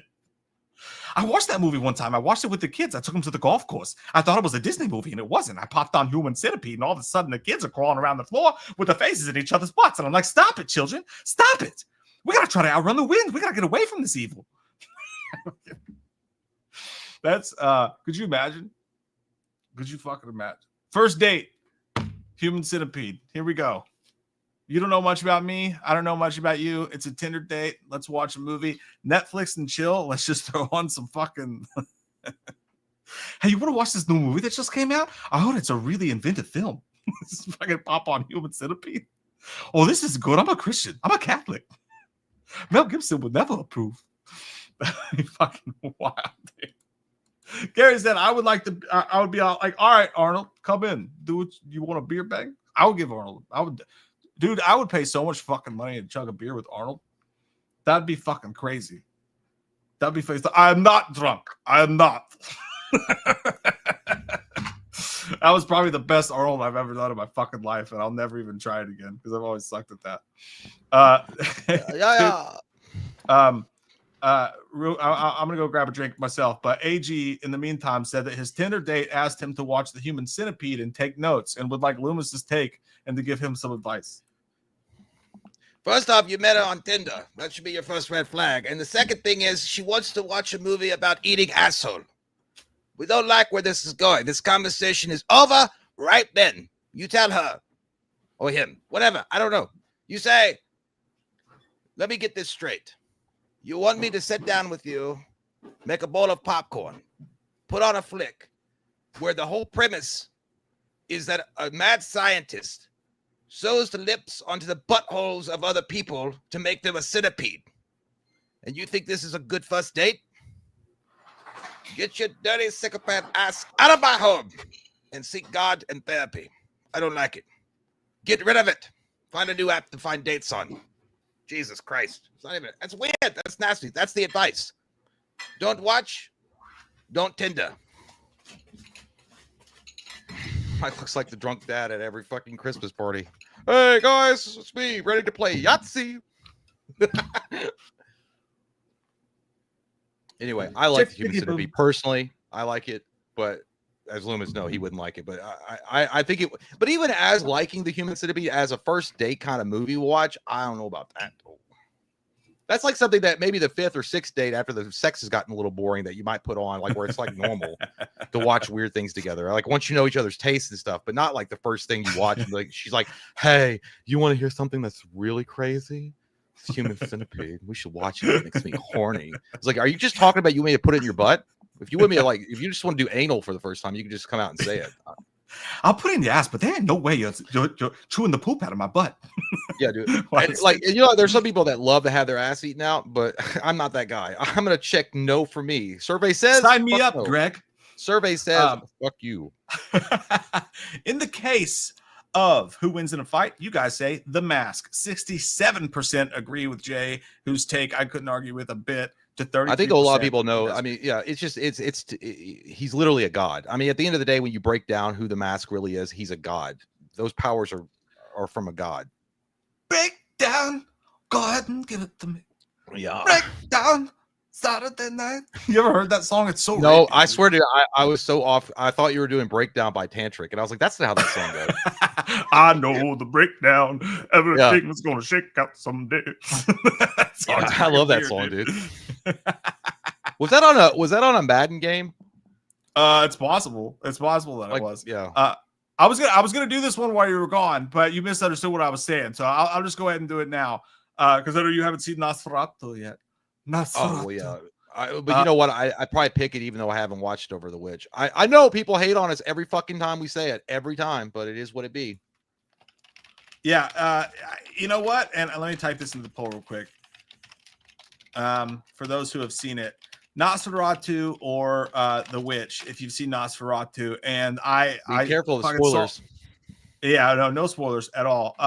It's easily fucking Nosferatu, dude. Easily, in my personal esteemed opinion, dude. The movie, like, I think you're gonna enjoy it a lot. Like, it's gothic as fuck. It's beautiful to look at. But here's the big difference between Nosferatu and The Witch. In Nosferatu, events actually take place. Things fucking happen. Michael said, I heard it's boring like The Witch. It's not like The Witch at all. I understand if people find it boring because there's a lot there. The running time could have taken 20 minutes out easily, but things actually happen. There are events that take place and some scary shit, in my opinion, happens. Dude, there's really cool shit in this movie that happens. And is he? Well, let me ask you a question. Is Nosferatu actually, is he in it quite a bit, or is he only in it like in the shadows and shit? I think he's in it the perfect amount. He's not in it a lot, but he's in it just enough, in my opinion. The only problem is that there's a couple of times where really cool shit will happen. That's pretty vibrant and scary and loud and in your face. And I also recommend definitely seeing this in the theater if you get the chance to. But instead of like running downhill away with this crazy momentum they have. Instead, you'll have like a 10-minute dialogue scene that starts like way down the diaper of the movie, and you start to check your watch a little bit. When it's a story everybody already knows, I don't think you can do that. So I think they screwed that up a little bit. But everything else about the movie, in my opinion, is fucking perfect. Was It's easily Lily Rose Nosferatu Depp good? She's great. They gave her a fucking bowl cut, which is fucking weird. She looked like Gary Oldman in goddamn Fifth Element with that stupid haircut. Dude, she was really good in the movie. Yeah, it was funny, dude, because I saw somebody on Twitter was like, "Yeah, Lily Rose Depp showing what her deadbeat dad couldn't do." I'm like, "Bitch, did you watch the same trial that we watched? Because I'm not sure if you did. I don't know what you're talking about." Lily Rose Depp, and also somebody's like, "Yeah, when she gets nominated for 3 Academy Awards, then you come back and talk." Yeah, I mean, it's crazy to say that Johnny Depp's not a good actor, no matter how you feel about it. I don't. Well, because he drank a bottle of wine and he was upset that his mom died, and he had a bitch that was pushing him to fucking punch her. And he's like, "You want to see how crazy I am?" That was bad. That was one of the corniest things I ever saw, though. By the way, like when he's like, "You want to say crazy? I'll show you crazy." And he picks up wine. He's like chugging wine. It's like, dude, that does not go as hard as you think it goes. Then after he was done with, he's like, "Where's the rum going? Where's the rum going?" But no, well, and also the witch. And again, I know people like there's a lot of defenders of the witch, which I understand people like it for various reasons. But it is a great atmospheric movie. But it's just like Michael Parton said, it's so fucking boring to me. And like nothing even happens remotely worth, in my opinion, supernatural or anything that be like, oh shit. When the goddamn goat in the barn turns into a half humanoid, it's like, "Oh, you like to get naked? Why don't you go down in the forest, get naked, and dance around?" Like that's all it is. Yeah, I don't know. Like, at the end, you get to see a bunch of old people dong. Great, wonderful. Dude, I was like, when I was watching, it's like, yeah, I can understand the appeal of the movie. Don't get me wrong. I understand, like, again, great atmosphere. It builds to something and then it just fizzles out like my sex. But I will say I got disappointed in like The Village. The Village, like the movie, the M. Night movie, The Village, it had a great setup. It had a great premise, and the idea that they were like, you don't know what's going on, and then you find out they were just living next to a fucking highway the entire time. It's like, okay, that's the monster, a bunch of fucking people in like goddamn Call of Duty gear hiding out there scaring people. Yeah, I mean, I thought it was an interesting question because, like, so many people really adore The Witch and like love it. I mean, it started this whole Eggers fandom that's going on here, and I'm not an Eggers guy, and I really like Nosferatu, dude. I really thought it was a cool movie, and I'm not even a Dracula fan. Like, I think that story is fucking told to death, and I still fucking thought this movie was great. So it's easily Nosferatu, but I was interested to see what you guys thought about it. Oh. Yes, Jim Jong Il. Look. Look at this glass. I don't know if you guys can see it. Hopefully I can. If you look faintly enough, it's Michael Myers imprinted in the whiskey glass. Oh, dude, I swear to God, from here it looked like a dolphin, like jumping over like an ocean, like Echo the dolphin. Like, here, I'll make myself big. I'm gonna make it big, John. You can't see it there. Yeah, it just looks like a dolphin. Hang on. Yeah, drink like that. Johnny Depp, show what show what alcoholism is. I look like fucking Johnny Depp right now. No, but now I can see it now. Yeah, it looks cool. Yeah, that was a subscriber sent us that. They sent us that whiskey bottle like forever ago. It's a fucking like 2 of these little glasses and the sweet taste. It's so fucking cool. That is cool. Yeah. I don't obviously I'm not a malt whiskey guy, so I don't use them. I'll put my soda in them. No malt whiskey for me, thanks. Yeah, I do. If I drank whiskey like Mike just did, I would be out. Like that'd be it. I'd be screaming. That was all. No, I know, but I can't tolerate it. I have no tolerance for like hard liquor. Like I would be like screaming at like Gary Busey in those commercials. Find Gary Busey. Like I would be gone. I mean, some of you fine folks that aren't joining the Patreon, you should join them because I've gotten drunk like that before. And I remember I was like, you know what? I don't know what I did the night before, but I got to make sure that everything's kosher. So I will text. Oh, you remember the last Patreon, dude? You were like, hey, can you pour me one of those big drinks? And I was like, sure, man. That's the worst thing. That's why it always happens when I get too fucked up. I'm like, hey man, you should give me some of them whiskeys. So make some of that vodka drink for me. And I'll drink it. And I'm like, man, this is nothing. But I don't know in real life. It's like that scene in Super Troopers when Ramathorn thought he was like cool and sexy, and he's like walking in the bar, and he's drunk, but he thinks he's talking like a suave gentleman, but he's actually going. Yeah. No, Stacy, the Patreon stream is not tomorrow night. It is next Saturday night. Will be the Patreon stream for sure. We want to give everybody the outside of the holidays to try to. I know everybody's got a lot going on. So, in the cast of Nosferatu versus The Witch, I'm so happy to see this. It makes me feel so good in the hole and around the hole that you guys have chosen along with me Nosferatu at a whopping 75% to 25%. Wow. If you're on the fence about whether or not to go see Nosferatu, that should be your answer, in my opinion. I actually am shocked because I thought there was going to be a lot more people that were defending The Witch. Me too. Me too. But then again, maybe it's just because if you're versing those two movies. But like generally speaking, if you're just talking about The Witch by itself as a review and you say the negative things, they will shove a pitchfork up your butthole and tell you that your opinion's wrong. Yeah, dude, I was so fucking thankful that I liked Nosferatu because and that's why I know the movie's good because I went in fully expecting myself to hate it. Like I went in knowing that like this is not my kind of movie, and like I was dreading doing the review honestly because like I'm gonna do it, I'm gonna give my opinion about it, and people are gonna fucking shit all over me for being an idiot. I was so happy that I liked it. Here's a tough one. I think it's tougher than it looks. That's what I say when I show women my wiener. It's so small. It's cute. I can't remember A20. Go ahead. Here's the question though. It's which entire filmography I can't smell. Would you delete? Would you delete A24 or Blumhouse? And we'll look at the films. Yeah, that's good because I can't remember. I mean, to be honest, I like A24 as a studio a lot, and I'm generally. Oh fuck, dude! I literally just forgot. I just watched this for the first time. You're gay? Yeah, my sex tapes that I've kept hidden away since it's. I was like, damn, I was really taking a pounding there, but I was doing it for money, so it's all fine. It's all a wash in the end. But anyway, I was saying I hadn't watched it before, and it was always on my radar to watch it, and I finally watched it, like 4 or 5 days ago. Late Night with the Devil was so fucking good, dude. It's so good. It was amazing. I watched it and I was like, and I think that was an A24 film. I think it was A24. I don't remember, but maybe it wasn't, but it felt like an A24 kind of film. But dude, it was so good. That guy, which if you don't know who he is, he was the Joker impersonator in The Dark Knight. That was the only guy that only role. He was also this is the work of witchcraft in Ant-Man. David Dasmalkian. Yeah, he's so, and also I watched the interview with him. He's also a huge comic book collector too, and it's awesome. Anyway, but that movie, as far as a depiction of like the devil and the supernatural stuff, it's so fucking well done. I loved everything about that movie. Yeah, dude, I loved it too. I didn't like the ending. I didn't like the second half. The ending was stupid. First half, yeah, like when that makes sense. Him, like a struggling late night talk show doing everything and anything to keep back up in the ratings and take on Johnny Carson, and then they would go to the extremes like that. Dude, it's so fucking good. It was so awesome. That was my favorite shit about it too. So let me pull up a list. A complete list. How new is that, you fucking whores? Oh, how new is this fucking list? All right, how new? That's the paternity test that Mike got. How new is this? Did you just get this? Look, okay, here's a list of the 24 best A24 films. So those give us a real glimpse. This is just someone's opinion. That was just from 2024, so that'll work, giving us a glimpse into it. Let's see.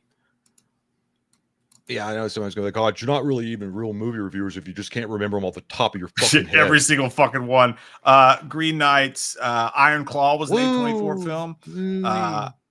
Talk to Me was an A24 not bad. film. It wasn't bad. Under the Skin. Pearl, obviously X, and Maxine was American Honey. Green Room was an A24 film. Midsommar, overrated, not bad, overrated, 100%. Lady Bird, didn't watch that. 8th grade, I don't know what the fuck that is. Come on. Obviously, the Zone of Interest. I want to watch it. I haven't watched it though, so yeah. Lighthouse, good. Ex Machina. I know, surprisingly, I've never seen it. Whatever the fuck that is. Good Time. Robert Pattinson. That's him waiting to get the Batman 2 script. That looks like me and Mike coming out of the karaoke bar at 3 a.m. It's like, dude, we said we were going to have a couple of drinks. Bernard, I don't think I think this list actually sucks. Moonlight's good. Hereditary's awesome. Hereditary's great. Moonlight's really good. Moonlight, I've seen Moonlight. Bass. I really don't think that this list is really showcased. Uncut Gems was badass. A true Everything Everywhere All at Once. No, I haven't watched that. No. That's not a great, specifically when it comes to horror. That's not a great representation. They've done a lot more. Some good movies in there. Some good nuggets in that turd sandwich, but overall, yeah, like not strong. Not strong. Okay. Oh, here we go. This will be a way better thing to present here. There's a ton, so we'll go through it quick.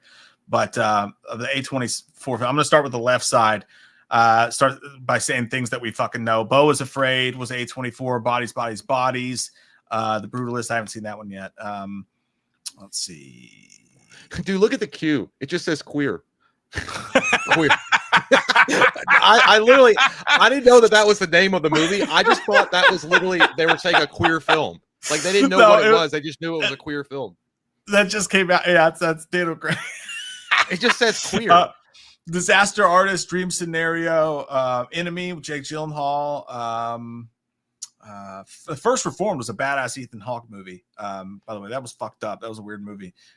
Ghost Story, Green Knight, Green Room, Hereditary, Heretic was A24.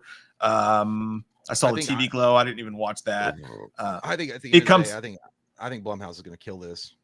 We'll look at that one as well. It Comes at Night was A24. Lamb, I didn't watch that one. The Lobster, The Lighthouse, as we talked about. I actually thought there was going to be more of these. Maxine, mid-90s, Midsommar, Mississippi Grind, fucking great Ryan Reynolds film. Most Violent Year was actually a really underrated mobbish type of film. We're almost there. Pearl, Pie, Queer, The Rover. That was another Robert Pattinson. Saint Maud was pretty good. The Smash Machine, that's not out yet. Spring Breakers, that fucking shit was weird as hell. Swiss Army Man. Tusk was fucking dope. The Whale was awesome. That was a great documentary. The Whale. Oh, I thought you said Val. Yeah, they did the Val Kilmer documentary. No, The Whale was fucking great. What was that? White Noise? Did they remake that movie, or was it? I think it was no. That was an Adam Driver weird ass highfalutin shit. X Y2K. I didn't see that one. Yeah, so that's A24. Now let's pull up Blumhouse. Okay, hold on a second before you pull it. I'll be right back. Okay. So this is going to be weird. Like I can already tell because Blumhouse is going to have a ton more that's recognizable than what we just read from A24, but a large amount of these fucking movies are going to be dog shit. So did I not show you guys that? No, I turned it off. So that's the kicker there too. We're going to see a lot more of these movies that we're going to understand. No Wikipedia. I can't afford to give you any more money or any at all. I'll wait for Jay before I start to go through it. But okay. So the Blumhouse list is going to have a lot more recognizable stuff in it, but it's going to have a lot of turds in it too. They did have the Paranormal Activity franchise, big one, fucking Insidious. Huge, right? Insidious, fucking huge. Lawless, Sinister, fucking huge. The Bay, Dark Skies, Lords of Salem, the Purge Paranormal franchise. Activity. No, that was the first one. Oculus, fucking the entire Paranormal Activity franchise. Ouija, Whiplash was fucking great. Ouija sucked. Unfriended was good. Lazarus Effect sucked. Yeah, Ouija 2 was great though, or Ouija 3, I think it was. That was great. Creep is good. Creep fucking rocked. The Gallows sucked. Green Inferno. Green Inferno is pretty good. The Visit. Hush is underrated as fuck. It was a great movie. Hush is fucking great. They had Get Out, Belko, Happy Death Day franchise. Truth or Dare sucks, but that was fine. Upgrade was good. The Unfriended franchise. Yeah, obviously the Halloween trilogy. I think Unfriended 2 was the only one that was good. I mean, but it is what it is. I like the first one as well, but yeah. Moss. I think Maw was overrated. It was whatever. That Black Christmas is a stinky crust mark on the underwear for sure. That remake. Invisible Man was dope. You Should Have Left was fucking underrated. We both love that. Oh yeah, that's an amazing movie. Freaky was good. So I'm not trying to give Blumhouse too much credit here, but the Black Phone, everybody loved it. We didn't love it very much, but everybody else did. Megan. Yeah. Fucking Night Swim sucked ass. And now we're up to date. Yeah, dude, it's I hate to say it because like Blumhouse has put out so much shit, but it's Blumhouse. I think when you look at the I think franchises that Blumhouse they've wins. spawned. Yeah, I think Blumhouse wins on the horror side alone. And A24 is a good. I think they're a great studio, but they're also a very artsy fartsy studio too. Like some of their shit just is like it either hits or it doesn't. I mean, Blumhouse, you could say the same thing, but Blumhouse, generally speaking, up until lately anyway, they would at least keep it like popcorn horror movies, which was like generally everybody kind of accepted as what they were. A24, it's a whole like you got to be in the mood for it, or like again, it hits or it doesn't. Yeah, like I think A24 has the best top heavy movies, but Blumhouse has pure like full franchises that if I had to delete one, I think I would. I hate to admit this because I've been up Blumhouse's ass like with the dog shit they've been putting out recently, but I think I would delete A24, dude. Yeah, I would too. If I had to. And I do, to be fair, I mean the Iron Claw is so fucking it's so good. Like that's what I'm saying though. They have some really, really good gems in there. But I don't know. I think Blumhouse overall has just got they've got too many heavy hitters. Yeah, I would agree with that. We'll let you guys continue to vote on that now that you have the whole list. Tyler McInturf, thank you, buddy. We really appreciate that, man. He says, hey, sexy boys. Been rewatching some old live streams and started wondering if y'all have watched the original Penny Dreadful series with Josh Hartnett. Excellent series with gothic atmosphere and top-notch acting. I didn't know. I've never watched it. Nope. I watched like half of the first season, and I didn't stop watching because it wasn't good. Just didn't turn out that we finished watching it. But dude, I love anything that gives Josh Hartnett a chance to show what a good actor he actually is. And Eva Green's hot as fuck. That was a really good show from what I saw of it. But I don't even know what it's about. Dude, you would love it. It's about a bunch of occult shit. It's like Josh Hartnett's like a gunslinger, but he's also a con man. So it's a Hot Topic store. Well, they basically hire him to go and hunt like vampires and shit like that. It's pretty It's a dope ass premise for sure. Oh shit! Oh, I never. That was like, what was that? Jonah Hex. That movie fucking blew ass, dude. I forgot. That was kind of. That was booby juice for sure. Thank you, man. That's a great. That's a great point too. That's a great show. Joshy Russell says, "R.I.P. Olivia Hussey." I saw that in the chat. Olivia Hussey just passed away from Black Christmas. So that's sad. That's unfortunate, man. Yeah, dude, she was amazing in that movie. And I think she worked with Dave McRae. I could be mistaken about that with some of the stuff that they did. So yeah, that sucks, man. Michael Parton says for Nintendo, Kirby is better than Mario. Don't you watch your fucking tone, Michael? All right, you better get out of here with that shit. Stop that whore mouth from running by dare saying such a thing. That is incorrect. Even though Kirby was a good game, it is underrated. I never even played it. Not once. Not it was once. Fun. It wasn't like a Mario killer, but it was a fun platformer. The Lemon Press says Rambo would pin Jason to a tree and say, "Let it go." And Jason would drop his blade and they'd become a couple. Rambo has some badass quotes, to be honest. He does. Give us some. Give us some. I lost my legs. He's like, he was getting some beers and the box was wide. And he goes, he opens the box is wide. My friend, it's all over me. And nobody would help. He kept saying, I can't find my legs. I was like, well, I can't find your fucking legs. I don't remember how it all goes. Obviously, I'm butchering it. But yeah, dude, as far as like Rambo First Blood goes, everyone talks about Stallone's greatest movies that he ever did was like Rocky. But dude, to me, I think Rambo beats it. I do. I know it's crazy and some would say sacrilege. But dude, I swear to God, as far as a character with Rambo, I mean, especially during that time, dude, the fact that he was a Vietnam vet and the way that people felt about that war and he lost all of his friends. He came back to America and they were spitting on him, call me baby killer. Hey, look, how do you know? Unless you've been there, I've been there. I think it's one of those things, dude. I think I don't know how he didn't win an Academy Award for that speech alone with Troutman at the end of the movie. I disagree with you on the Rocky thing. I can't believe you would say that. In my home where my children play with their toys. But no, you're right. It was fucking great, dude. Gary, who do you two feel played the devil better? De Niro's intimidating performance. I think you're talking about Angel Heart. Yeah, Angel Heart. I'm guessing. Yeah, it's Angel Heart. Or Pacino's charming, seductive performance. I'm guessing you mean in Devil's Advocate, obviously. Yeah. I pick Pacino because that's what I think the devil would be. He'd be your friend. I got to go Pacino on that one all day, dude. He was I think it's Pacino, the best devil ever.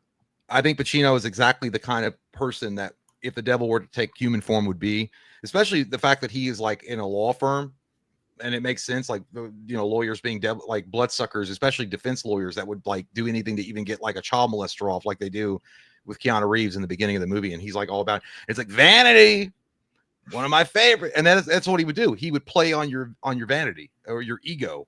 Yeah. to get you Yeah, I to think do shit to manipulate you. That's Pacino all day. It's a great question though. Kyle, Merry Xmas. What's for breakfast? What did I have for breakfast after Christmas, dude? I was hungover. Shit. Because we did the kid stuff the day before, and then we had family over. I think it was cinnamon roll. I had cinnamon roll for breakfast. European cheese. I crawled my Smoke jiggly mix. ass out of bed about 2:00 in the afternoon and had some potato skins, frozen. Motherfucking potato skins at 2 Well, they p.m. weren't. We'd already had our Christmas dinner. We didn't have any leftovers. We just got like to go from Texas Roadhouse. We had steak, and we already ate it. That was the first steak I'd had in like forever. It was awesome. But then after that, I just had some. I was like, well, I'll just make these frozen potato skins and sit here in my underwear and eat them, which I did. That sounds fucking lovely, actually. I I'm did kind of jealous. Tiffany Clark says, "Yay! I just signed up for your Patreon. Love you guys. Get it up, Hey, Tiffany. thanks, Tiffany. Hell yeah. Thanks, Thank Tiffany. you. We appreciate that. We hope you enjoy all it has to offer."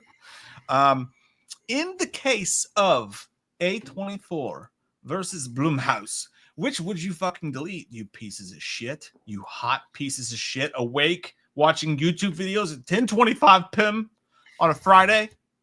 You party animal sons of bitches. Crazy. You guys say that you would delete Blumhouse. 59% to 41%. They disagree with us. Ooh, they delete Blumhouse? They would delete Blumhouse. Damn. David not Gordon a- Green really pissed off everybody with that Michael Myers stunt in Halloween Ends. God damn. You took everyone's great and wonderful confidence in you and you flushed it down the toilet. Look Good what job. you did, you little jerk. Look what you've done.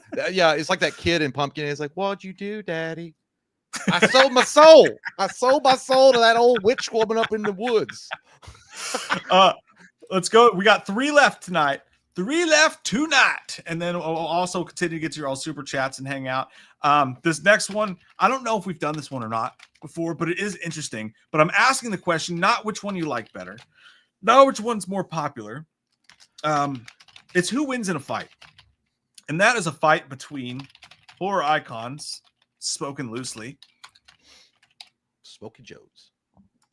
Smoke them if you got them. Chucky or Leprechaun? Who do you think wins in a fight? I hope they both die in a fire and live there forever. They fucking both get melted and like fucked in the ass by Satan for the rest of eternity. I hate both of these cocksuckers so bad, dude. I really don't. But you know what? I'll have to give it. I have to give it to Leprechaun because at least he's a magical fucking fruit. Leprechaun, Lucky Charms guy. Like he can do some crazy shit with magic. He said magical fucking fruit. I was thinking like the marshmallows from Lucky Charms, but I couldn't remember what they were called, so I just call them fucking. Anyway, I would give it to Leprechaun. It's also played Warwick Davis, which I love him. I would give it to Leprechaun in fight. I mean, Chucky he's fucking a doll that runs around being like, "I fucking slit your goddamn Achilles," and I don't know, dude. Like I think at the end of the and you know Charles Lee Ray is not exactly what you would call an intelligent. Like the Leprechaun creature has been haunting. You know, bedrooms and shoes for a long time. Like he would live inside your shoe. But Charles Lee Ray is just like he's a voodoo like apprentice, and they put his body in or his soul in I don't know, dude. At the end of the day, Leprechaun wins. Yeah, I think Leprechaun wins, but I think the more and more I think about it, I think it would actually make a really interesting movie because Chucky would win the fucking battle. Like, there's no doubt Chucky would win the battle. Leprechaun would show up and he'd be doing his whole like, and all that shit. And Chucky would just dress him the fuck down, dude. Chucky would hilariously like just make fun of him. He would. He would just burn his ass and piss him off. And really, like, Chucky would win the battle, but Leprechaun, because of the supernatural abilities and whatnot, would win and kill him eventually. But I do think Chucky would be the people's champ in that movie. I think so. And, you know, not to mention the fact that look at Leprechaun, dude. He's sipping on a Guinness and he'd still fuck you up. He'd be drunk off Guinness. Which that's a strong ass beer, dude. Like I don't know if I like Guinness. Woo wee, God, and it's so nasty, dude. I don't know how. Like, what is it? It's Irish, right? Jesus Christo. I didn't know this either because I've tried Guinness, dude. I think it's, but you're supposed to. It's supposed to be room temperature. They serve that shit warm. Yeah, it's like a warm, frothy cup of piss, and they're like, drink it. Yeah, dude, and like massive fucking respect to the Irish for drinking that shit room temp, and not just drinking it, but they fucking hammer those things, dude. That's why they're so angry all the time. They want to fight all the time because they're like, God, this is a piss poor beer we have to deal with on a day-to-day basis. That's what Tim McGraw's song was about. It's like, I don't know why you gotta be angry all the time. I can't wait for people to be like, God, Jay, obviously, I'm sorry that we're not up to date on your little pissy ass watered down beer Michelob Ultra, but around here, you get to put hair on your chest. Yeah. And it tastes like shit. Ooh. Good job. Dude, I misclicked. I almost clicked in stream. Just fucking shut the whole goddamn thing down. Gary says, as a fellow flatfoot, I understand and appreciate McClane for the. Oh yeah, dude. I forgot about that. He had flat feet. Holy shit. Yeah, that's true. I have extremely arched feet, so I'd have been in pain too. Like, shout out arched feet people, like me.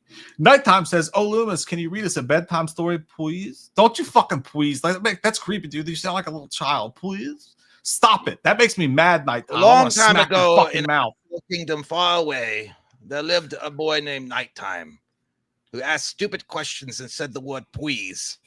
Get out of here. Get a job. Stop being a child. I don't have time. Goodbye. Goodbye. Robin says, hey guys, hope you had a great Christmas. Heartbroken about the Batman 2 being delayed again.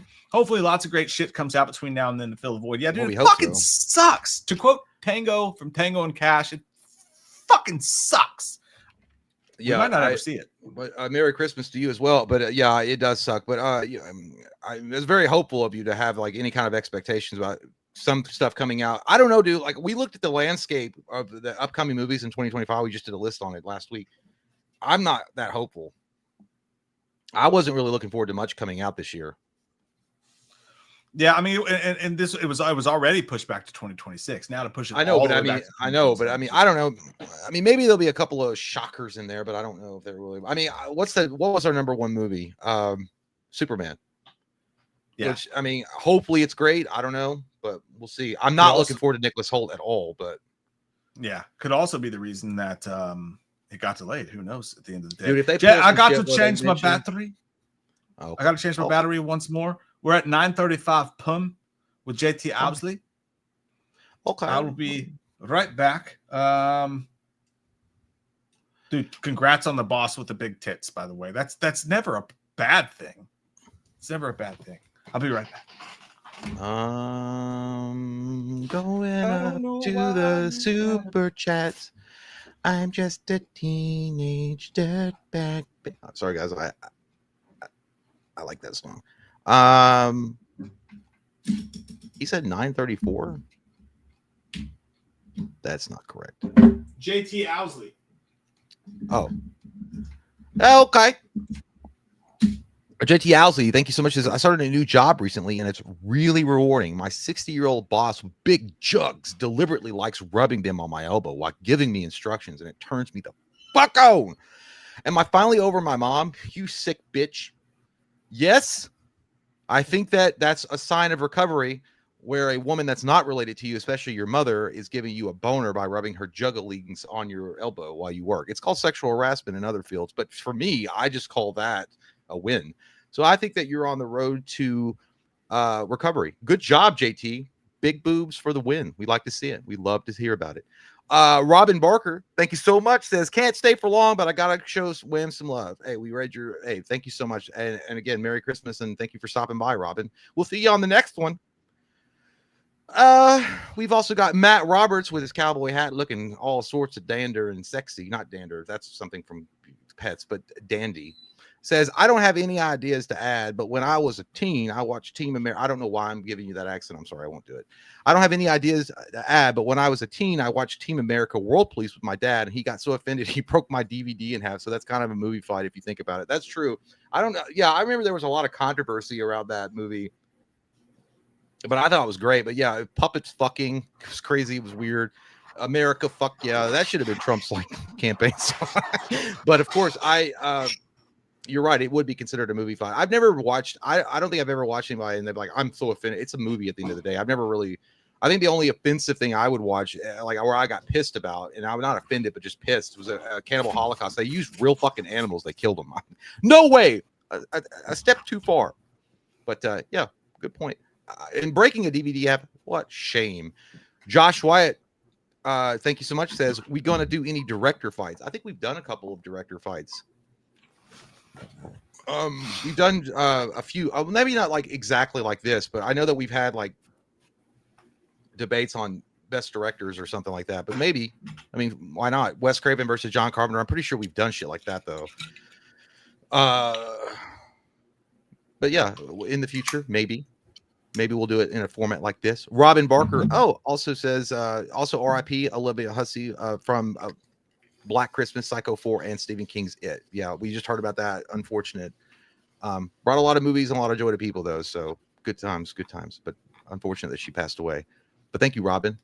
God, that was the worst unfeeling, like fucking joke of a condolence I've ever done. I felt like a goddamn banker denying your loan, like in you know, like in that scene in what's it called? The movie that was what's it called? Not the movie with Tom Hardy and their brothers fighting, Warrior. It's like when he was denied a bank loan when he was going to the bank loan, he was like, "Oh yeah, your daughter's brain or something." He's like, "Her heart." He's like, "Yeah, you know, we get so many stories." I mean, have you thought about filing bankruptcy? It's a viable option these days. I felt like that guy just then. Sorry. So that's all right. When I brought out this bottle just now, I was like, I felt like Nicolas Cage in Family Man when he opens the door. He's like, "You must have needed this every day of your life." You gotta look like you were like shifty, like you were trying to hide it from the streams. Like I don't want people to really know. Like you're like hide it It's just outside. Gary also says every slasher franchise has a movie that grows on people. Elm Street 2, Friday the 13th, 5, H3. That's why I think ends will grow on people. Maybe you're right. It could possibly. I don't really see it happening though, in my opinion, just because of the way that they treated Michael at the end of that movie. Even if you could get over the whole Corey element to it, which I mean, that's a big mountain to climb. Holy shit, those mounds are huge. I still think at the end of the day, I like your take on boobies. Yeah, I think at the end of the day, I think it's going to be a real tough pill to swallow with just the unceremonious way they got rid of Michael, and what should have been one of the most epic fight scenes in history got washed down, and he got beat basically by a refrigerator. I do think in like 30 years, like Halloween 3 levels of time, people will look back and enjoy it though. I see what you're saying. Well, here's the thing though, because in no way will Halloween 8 ever be like good for me. Like Resurrection will always be a piece of shit movie, and it doesn't matter how many years it's been since that movie's been out. Like we can laugh and joke about it, but dude, it's still a travesty with how Busta Rhymes beat his fucking ass with kung fu karate. I mean, it's so stupid. It's dumb as hell. It's never going to be it's never going to reach that level. Like, well, I respect it now. It never will happen. But I get what you're saying. Maybe Halloween ends in some form, people will accept it, but it's just the ending. I don't think anybody's going to forgive. It could be tough. I'm still waiting on people to come around on BVS and Man of Steel, but here we are. In the case of Chucky Leprechaun, you guys agree with us. Leprechaun wins that fight 59%, 41%. That leaves us with 2 Friday night fights. By the way, when I was reading Gary's super chat there, I saw JT Customs. It was like, Kathleen Kennedy isn't with Marvel. I know that. I know that she's not like in more. I'm talking about she's Disney employed though, and she oversees a lot of the Star Wars projects, is what I meant that has flopped. That's what I meant. Yeah, I know what you're saying. I know what you're saying. It's a name that sticks to the it sticks to the whole thing though, like the whole vibe of what they're doing. Kevin, is it Kevin Feige? Kevin Feige is the one that's running Marvel, but he's also got really stupid with how the direction he took Marvel in, and I think now it's starting to come back around. I was like, maybe we should go back to what people want to see and not just like the bullshit that they've been pushing for a long time. So, and I agree with JD Barber on the Ends thing too. Like I think you said it perfectly. Ends wasn't a bad movie, but it was a bad ending to that trilogy. I think that's the big nail in the coffin for a lot of people. Yeah, 100% true. Next up on Friday Night Fights, which of these 2 genres as a whole do you guys prefer? Do you prefer the slasher movie genre, or do you prefer the supernatural movie genre? It's a great question. It's a great question. Dude, it's more of a personal. There's no right or wrong. It's like your personal feeling, you know. The picture of Samara, which I know it's not Samara, but it looks like her. But on the right is what I do to anybody when they're watching a movie with me, and I'm like, "Can you just like wait 5 seconds? The best part's coming up," and you just made me miss it. I was gonna say that's like my wife last night when I was having beers at the hibachi table with the family across from us, and I was saying like shit. She's like, "No, stop." Dude, I that's why I don't even like when I go out with you all. Like I'm gonna get toasty and I'm gonna start like I went out with Mike and his family like months ago, and I was kind of toasty from filming, and we went out and I was drinking, and I didn't think I said anything wrong. I'm not going to repeat what I said. I don't think it was that bad though, but it was like, oh, you're saying it really loud though. I'm like, what? Oh, yeah. I was like, what are you talking about? I remember that. I was like, I'm not saying it that loud. And then It Mike wasn't was because like, the kids were there. It was because the other people that it were was around. just me and Mike. It's one thing because Michael, yeah, it's just how we are. But Mike was like trying to like divert the conversation and talk over me so that no one heard it. But I was like, it was loud, dude. It was loud. I can't say it. I know. I was like, I want people to know what I'm talking about. You know, it was not good. I wish I anyway. could tell you, but yeah, I was like, I personally don't think it was that bad, but apparently it was bad. I don't know. I don't think it was, but it is what it is. Okay. So out of these two genres, slasher or supernatural, personally, supernatural films, like I know people will poop on it and they think it's like stupid, but The Grudge and shit like that scares the fuck out of me. One of my favorite supernatural films of all time that never gets talked about is The Changeling with George C. Scott. It was not the N-word, Chris Sampson. It was not the N-word. No, it wasn't I anything just wanna bad. make that No, it clear. wasn't that. No, of course, everyone's mind goes straight to that. No, it was not. It wasn't anything like that. But it was. I'm just not going to repeat it because obviously this is a kid-friendly show, and what the fuck, we're not going to have that around here. But anyway. But anyhow, I think that The Changeling, George C. Scott, those movies, The Exorcist, The Grudge, The Ring, multiple. I mean, you could go on and on with supernatural flicks that are awesome. They scare me a lot more, and I think that there's a lot more story to them. But slashers are so fucking good. They're so fun. Like Michael Myers, or, Halloween, Friday the 13th, Nightmare on Elm Street, yada yada yada. Ooh. So which one would be deleted? You know what? I think I would delete supernatural movies because I feel like they're too scary. Like I feel like I don't want to be reminded of something that could actually fucking happen, like in The Exorcist. I don't know. Like I don't want to, like, slashers are like, they could happen too. Generally, I mean, there could be a psycho that goes around stabbing people, but generally they're just safe, fun movies like roller coasters. I would rather keep slashers around versus supernatural movies. Yeah, it's actually it's really tough. It's a really tough question for me, dude, because like, like I prefer slasher movies on a whole. Like if you ask me right now, especially with The Conjuring and all the spinoffs and all the garbage juice they're putting out there, my initial response is to go, yeah, I would rather have I like slasher movies better. But the thing about slasher movies is they're so rarely actually scary. Like, you know what I mean? Like it's so rare, like especially now that a slasher movie come out that it would actually scare you. That being said, when a generational one comes around, it's worth the squeeze because Halloween, when it came out, actually scared people. Texas Chainsaw Massacre, when it came out, actually scared people. Scream, when it came out, actually scared people because it was a real life at home, this could happen to you sort of thing. So slashers can also do that. My immediate trepidation was to be like, yeah, but supernatural movies have the ability to actually really freak you out, and I would hate to lose that. But I think that a generational slasher movie can come around and do the same thing. So I'll stick with slashers because I just enjoy them more as a whole. But it's a tough question. Yeah, and on a selfish level, we wouldn't have a YouTube channel without them. So I'm gonna go ahead where it is. Yeah, I'm gonna pick slashers, but I don't think there's a wrong answer there. I don't. It's so weird to me because I don't like being fucking scared. Like that's the thing. I know it's a horror channel or whatever, but I literally don't like it when I feel uncomfortable and the hair stand up the back of my butt cheek, and I'm like, oh my god, I don't like that shit. Booger monsters. See, I need it. Like that. That's why. Like we're completely opposite on that. But like I that's what I fucking love. Like when I hate a supernatural movie that's not scary. Maybe, I can enjoy a slasher movie that's not scary though. That's the difference. Maybe it's not being scared that bothers me. Maybe it's just I don't like cheap ass jump scares, but I feel like they're more. Maybe in my opinion, they feel like they pop up more in supernatural movies, like the. I don't like that shit. No, that's true. I hate that shit. And that's the thing too. Like, and again, like when a slasher movie is scary, it's really, really special. Like, you know what I mean? Like, but a slasher movie can be entertaining and not scary. A supernatural movie, it's hard for it to be entertaining and not be scary at the same time. So if I had to choose one, it would be slasher movies for sure. Yeah. That's where I go, you fucking dick. I agree. I'm gonna go tinkle in the restroom in the commodes, and I'll be right back. Enjoy your pee-pee time. You're married into it.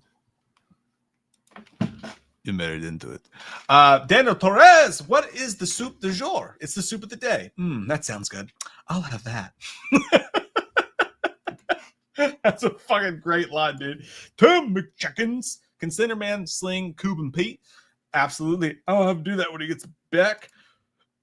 Tiffany, Hey, I hope you guys had a great Christmas. Do you have a favorite funny movie?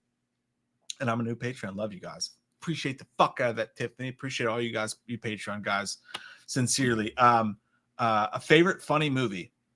If it's a favorite funny Christmas movie, I'm going Jingle All the Way.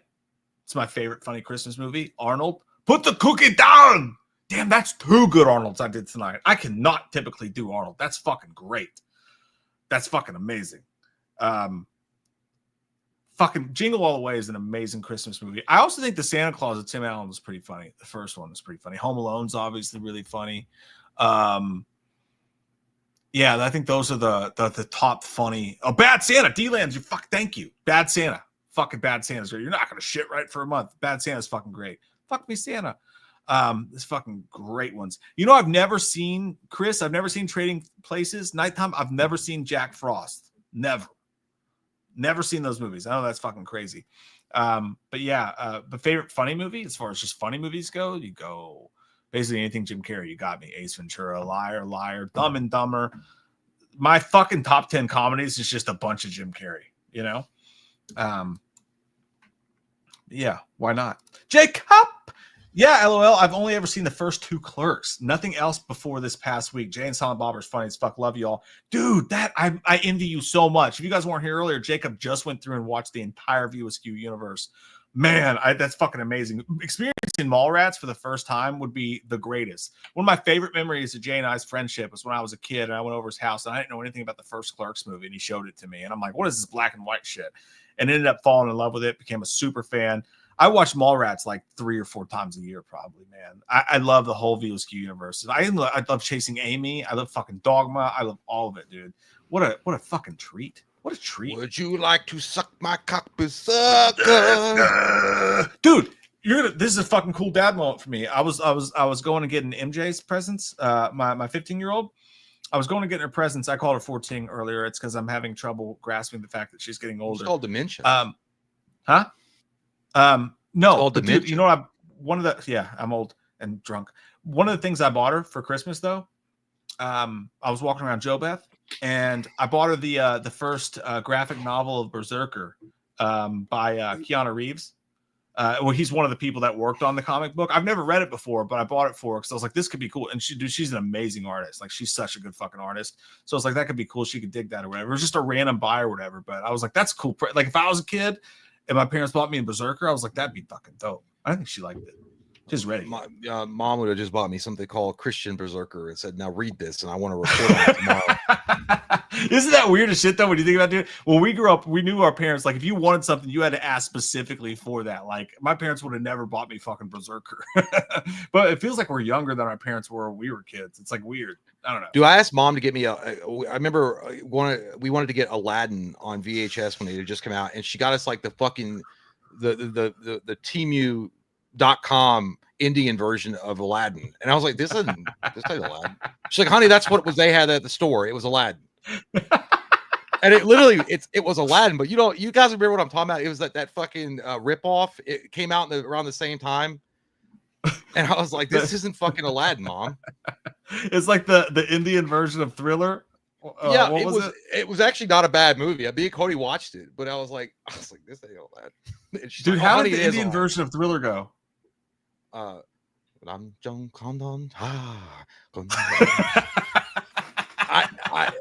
It's obviously people are like, oh, you're butchering the Indian. I don't speak Indian, okay? That's how I remembered the song going.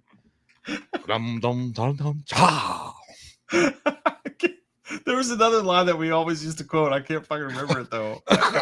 That's apple juice. Crazy. That'll get you. Tim McChickens, by the way, when you were gone, asked, can Slender Man sing Cuban Pit? They call me Cuban Pit, the king of the Morocco pit.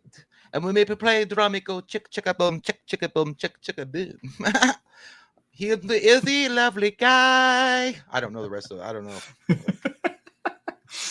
Oh my dick. Michael Barton says Jim Carrey says he wants to make a sequel to The Mask, which I'm down for, which will probably ignore whatever Jamie Kennedy did. Oh yeah, that was awful. Was that the Son of Mask? Yeah, Son of Mask. Fucking awful shit.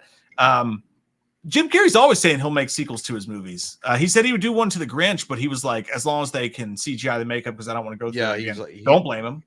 Yeah, well, he said he had to bring a Navy SEAL in to make him give him like breathing techniques to get over his anxiety because he said apparently he couldn't even breathe in that thing.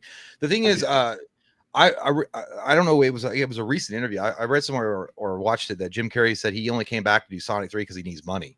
So I mean, Yeah. At this point, yeah, I hope that motherfucker's going bankrupt so we can get more movies because I want to see him back. You know what's weird as he's gotten? I kind of love it for him, man. I think he's an interesting dude. Like Yeah, I could listen to him talk. Yeah, about the universe and shit. I think he's an interesting guy. Nighttime said, remember the video from 2019 of a guy drop kicking Arnold Schwarzenegger in the back from behind in that gym? Yeah. It was so random and mean, but kind of funny. Dude, I do remember that. Do you remember that? Bullshit. Yeah. Fuck that Some guy. kind of fucking asshole that wanted his 5 minutes of fame.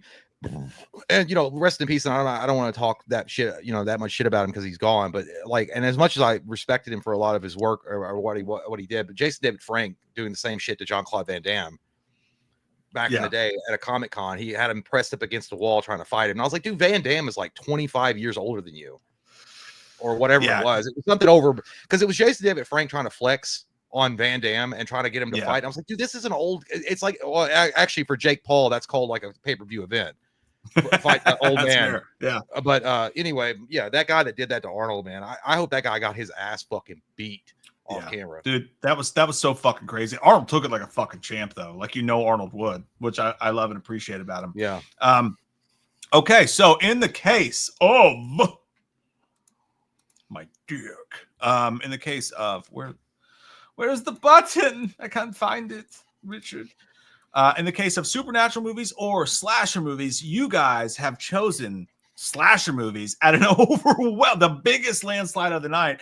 88% of you chose slasher movies over supernatural movies, which is just a 12%. That's crazy. So, go slasher movies wins. Okay. Oh yeah, big time. Yeah, big time. Well, who would have thought? Like, we're at a fucking. This is basically like this is what this channel's built on. Like, who would have thought they would have voted for that? That's a big one, though. Yeah, that's crazy. Last Friday night fights of the night. We're still going to get to your all super chats and hang out, but fucking this one's good, dude. I'm going to put it in the chat. I believe this one came from Colton, which the entire filmography, by the way, every movie that they did. Would you rather have the Batman franchise or the Spider-Man franchise? When you conclude all their movies as one together, what do you take? And by the way, the pictures don't encapsulate everything. I understand it's just used as a key, but yeah, that's a mighty challenge from Colton, the Fortnite Queen. I'm kidding. I know Colton. I know. He's like, I don't play it. My wife does. I say I think that I think for me, I mean, Spider-Man's got so many. They got some amazing movies. No pun intended. Amazing, but it kind of goes back to the DC versus Marvel.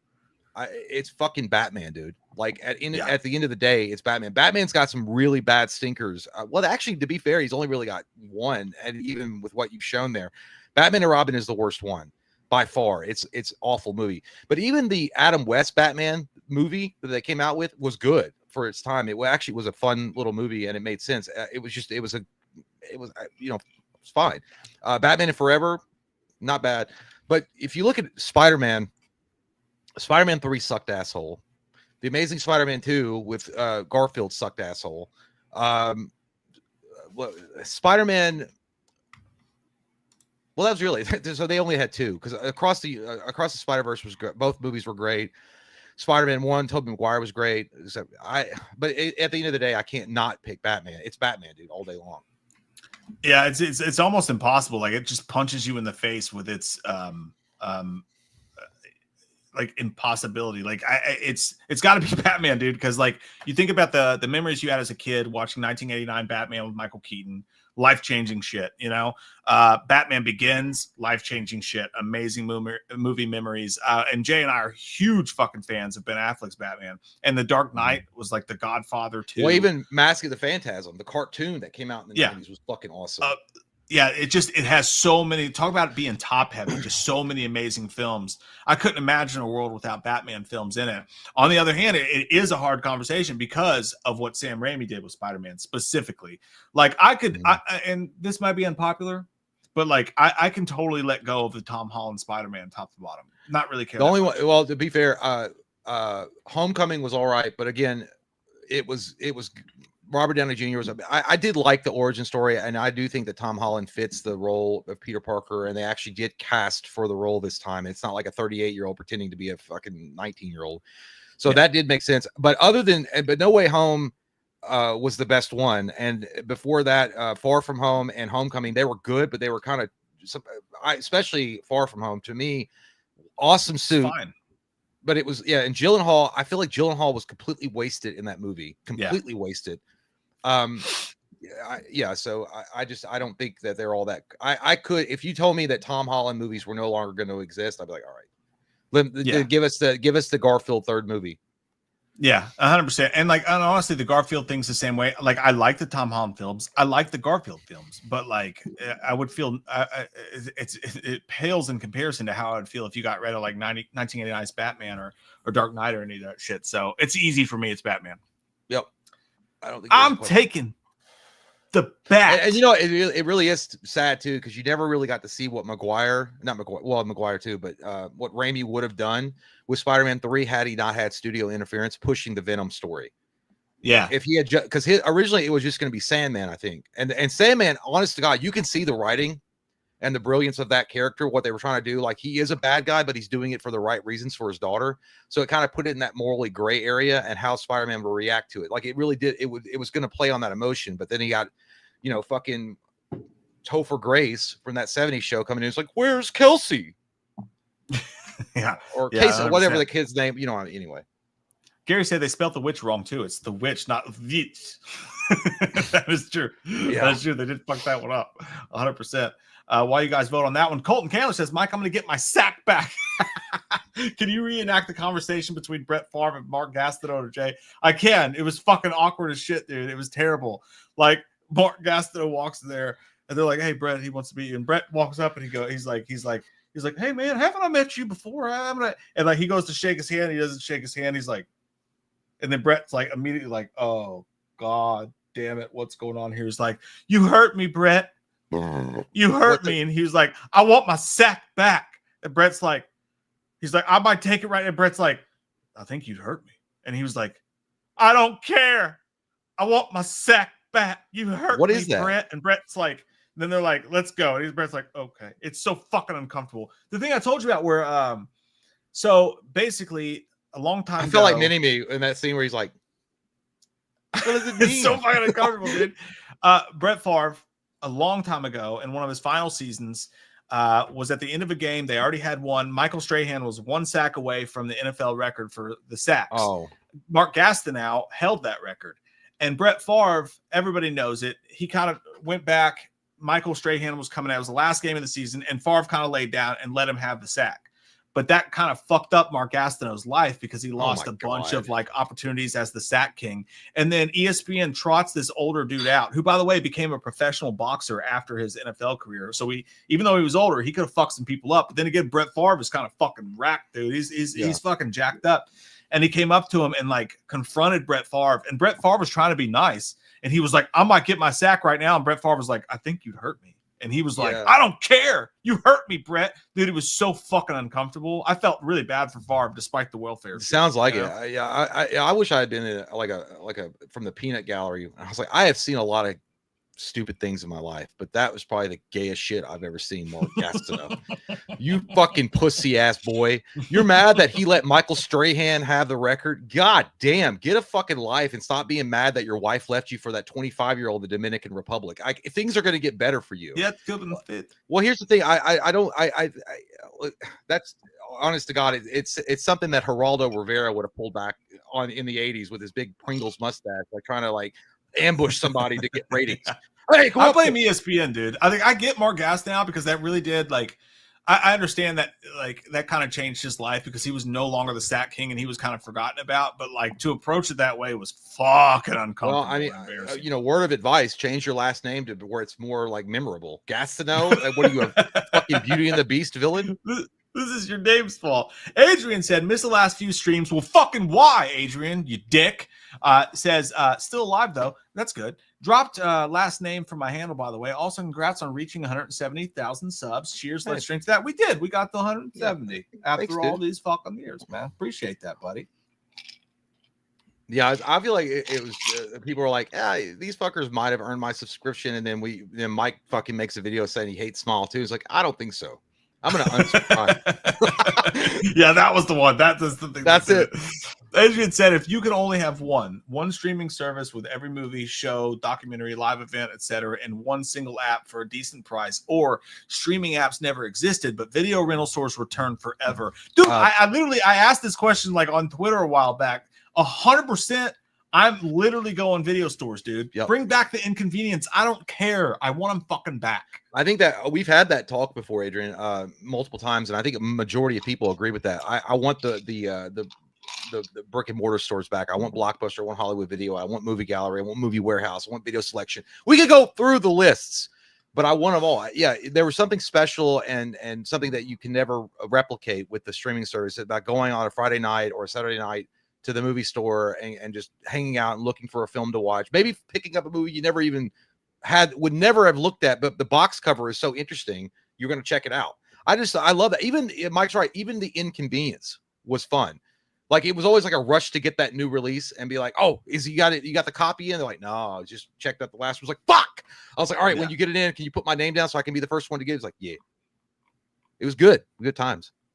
Dude, that 100%. And like, I get it. Like, I love sitting down and being like, okay, we got to watch this movie. Let me just search it. I'll pay $4. I'll watch it right now. I love that.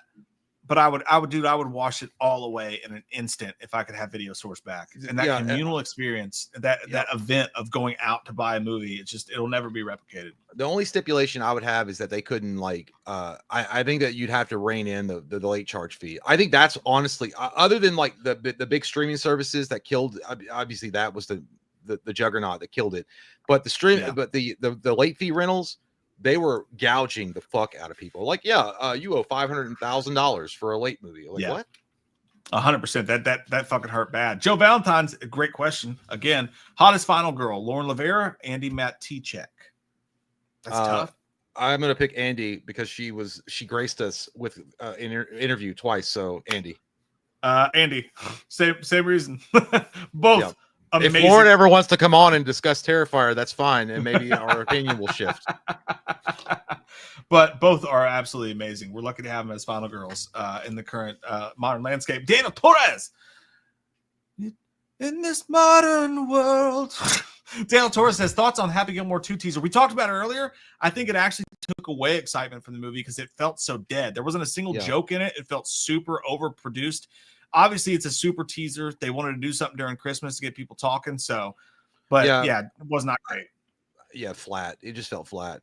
I mean, I'm still interested in seeing it. I'm a little nervous. I swear to God, I thought it was going to go to the movie theaters, and now that I know it's on Netflix, I don't know. I'm kind of like nervous about that. I'm nervous, dude, but I hope it's great, man. Wow, really? Love seeing Josh Hartnett in Trap. If they're gonna go an older actor in James Gunn's new Batman: Brave and the Bold, I'd like to see him get a shot. That's a good one. That's a great idea. Amazing. That's a great idea, Wild Willie. Woo! Coming in here with the knowledge bomb. He'll never do it, dude, because he's so against like franchises. The Weinsteins fucked him over so bad. He won't come back to Halloween. I don't think he'll ever do a huge franchise again. But damn, dude, he would be such a good Batman. Especially like an older Batman that's like seen it all. Oh my God, dude, 100%. Well, I think he's going the route of like Ryan Gosling, where Ryan Gosling tries to stay away from big franchises, and that's why you don't see him very often do any kind of. I mean, he did Blade Runner. I mean, he's done things before, but Ryan Gosling, I think, would be like a perfect addition to like a Marvel Cinematic Universe type of villain or a hero, and he's never done it because he doesn't want to get involved in that shit. Yeah, and I agree. Like, it's a great choice, Wild Willie. Cinemaniac Central. Mike, you and I are brothers. Jim Carrey is my favorite comedic actor of all time. No other comedian can top his talent, dude. I totally agree. I think there's Jim Carrey, and then anyone else is like way the fuck down here. I don't think anyone comes close. I just don't. You're both wrong, and I don't like it. Who do you choose? I don't like to be surrounded by this wrongness in my life. Who could even like taste Jim Carrey's jockstrap, dude? As far as like a best comedic actor? Actor, yeah. Not stand up, but like actor. Well, no, yeah, I know. Well, Richard Pryor would win that hands down. But I would say, as far as comedic actors go, I give a lot of Robin Williams was up there as far as comedy and being able to mix in drama as well. Because I will say, Jim Carrey was not a one-trick pony, which I think a lot of people thought he was when he came out doing like Ace Ventura movies and shit. Like they were like, he's a one-trick pony. It wasn't for me. It wasn't until he did the Truman Show where he showed the versatility, where he could do drama. But he's also got such a rubber band type of like cartoonish Rubber band ability, man. which is great. It's not like a dig at him, but it's a great thing that you never would have. It's even when he does drama, it's still kind of like. But Robin Williams, dude, was able to mix the comedy and drama really, really well. But I think I wouldn't put it past it. I think Jim Carrey and Robin Williams are both like equal footing. I think that Robin Williams is a great second place. Like that's a really good choice. I didn't think about that one. Michael Patton says, "What do you guys think about Jared Leto being cast as?" I think Jared Leto already thinks he's Skeletor. He like rolls from Snake Mountain. Yeah, I don't know. It could be great. Who knows? I think Like, Jared Leto. I think Jared Leto, dude. I still think he's a great actor. I just think that he's taken some terrible fucking movies lately. I don't know what it is, dude. I was like, he sees money signs, which I can't blame him. Like Morbius was fucking awful, even though I kind of enjoyed it for what it was. I know it was a dog shit movie, but and then obviously the shitty Joker that he pulled off. But again, that wasn't him. That was the writing. But Skeletor. Here's the thing, he would put this in a stipulation in the contract that he has to do the fucking soundtrack. They got it. 30 Seconds to Mars has to do the entire soundtrack. Yeah, it definitely doesn't excite me, but like he could nail it, dude, because he is a great actor when he is in the right zone. All right, guys, in the last Friday night, which filmography would you choose? You guys agree with us wholeheartedly. Batman franchise wins 74% to 26%. Overwhelmed. And that is the Friday Night Fights, my friend. Friday Night Fights of 2024. We're in the last Friday of 2024. That's fucking right, man. That's fucking right. You gonna come out with us on New Year's Eve for Kate's birthday? We're gonna go to Las Vegas and we're gonna find some hookers. That's but we're not gonna fuck them. We're just gonna arm wrestle them. And I gotta count my pennies. I got money for that slot.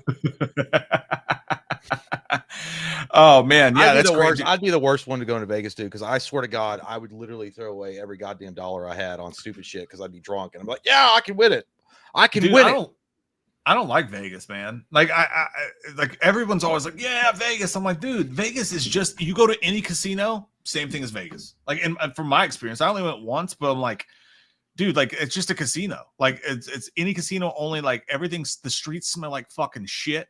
Yep. It's scary to walk around there. Like it's really hectic and uncomfortable. Like I'm not a Vegas dude. I'm not. I think Vegas. I think it's more for like the sidewalk shows that you get. You can watch a bum fight another bum because someone's betting $20. Like, hey, who wants this free meal? Y'all got to beat the shit out of each other. Whoever wins gets this free hamburger. And they're like, yeah, I'll do it.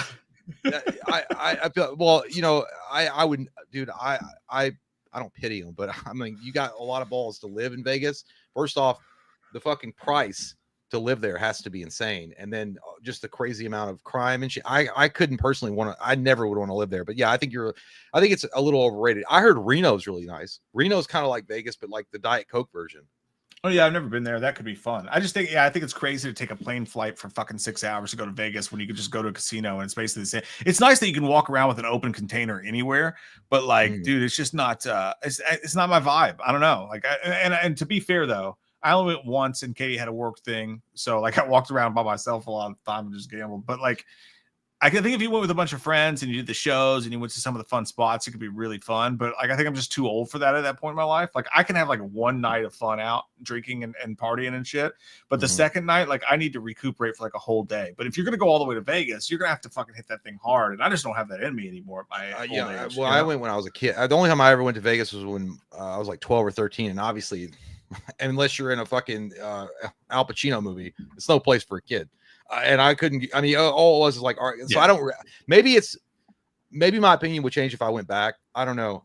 But personally, just like seeing shit on, I don't really want to. I don't know. You're right. I would just go to the Belterra, which is like across the Kentucky border, and get the same experience at a casino. Yeah, like if you're gonna gamble, just go gamble at any casino near you. It's like the same fucking. Which, by the way, just in my opinion, the Belterra sucks now. It fucking sucks. Oh really? Yeah, dude, because it's not as big as it used to be. It's all on basically one floor. And they even took away, like, they put all the I think the $5 machines in one room, and it's all there. They even got rid of the fucking poker tournament.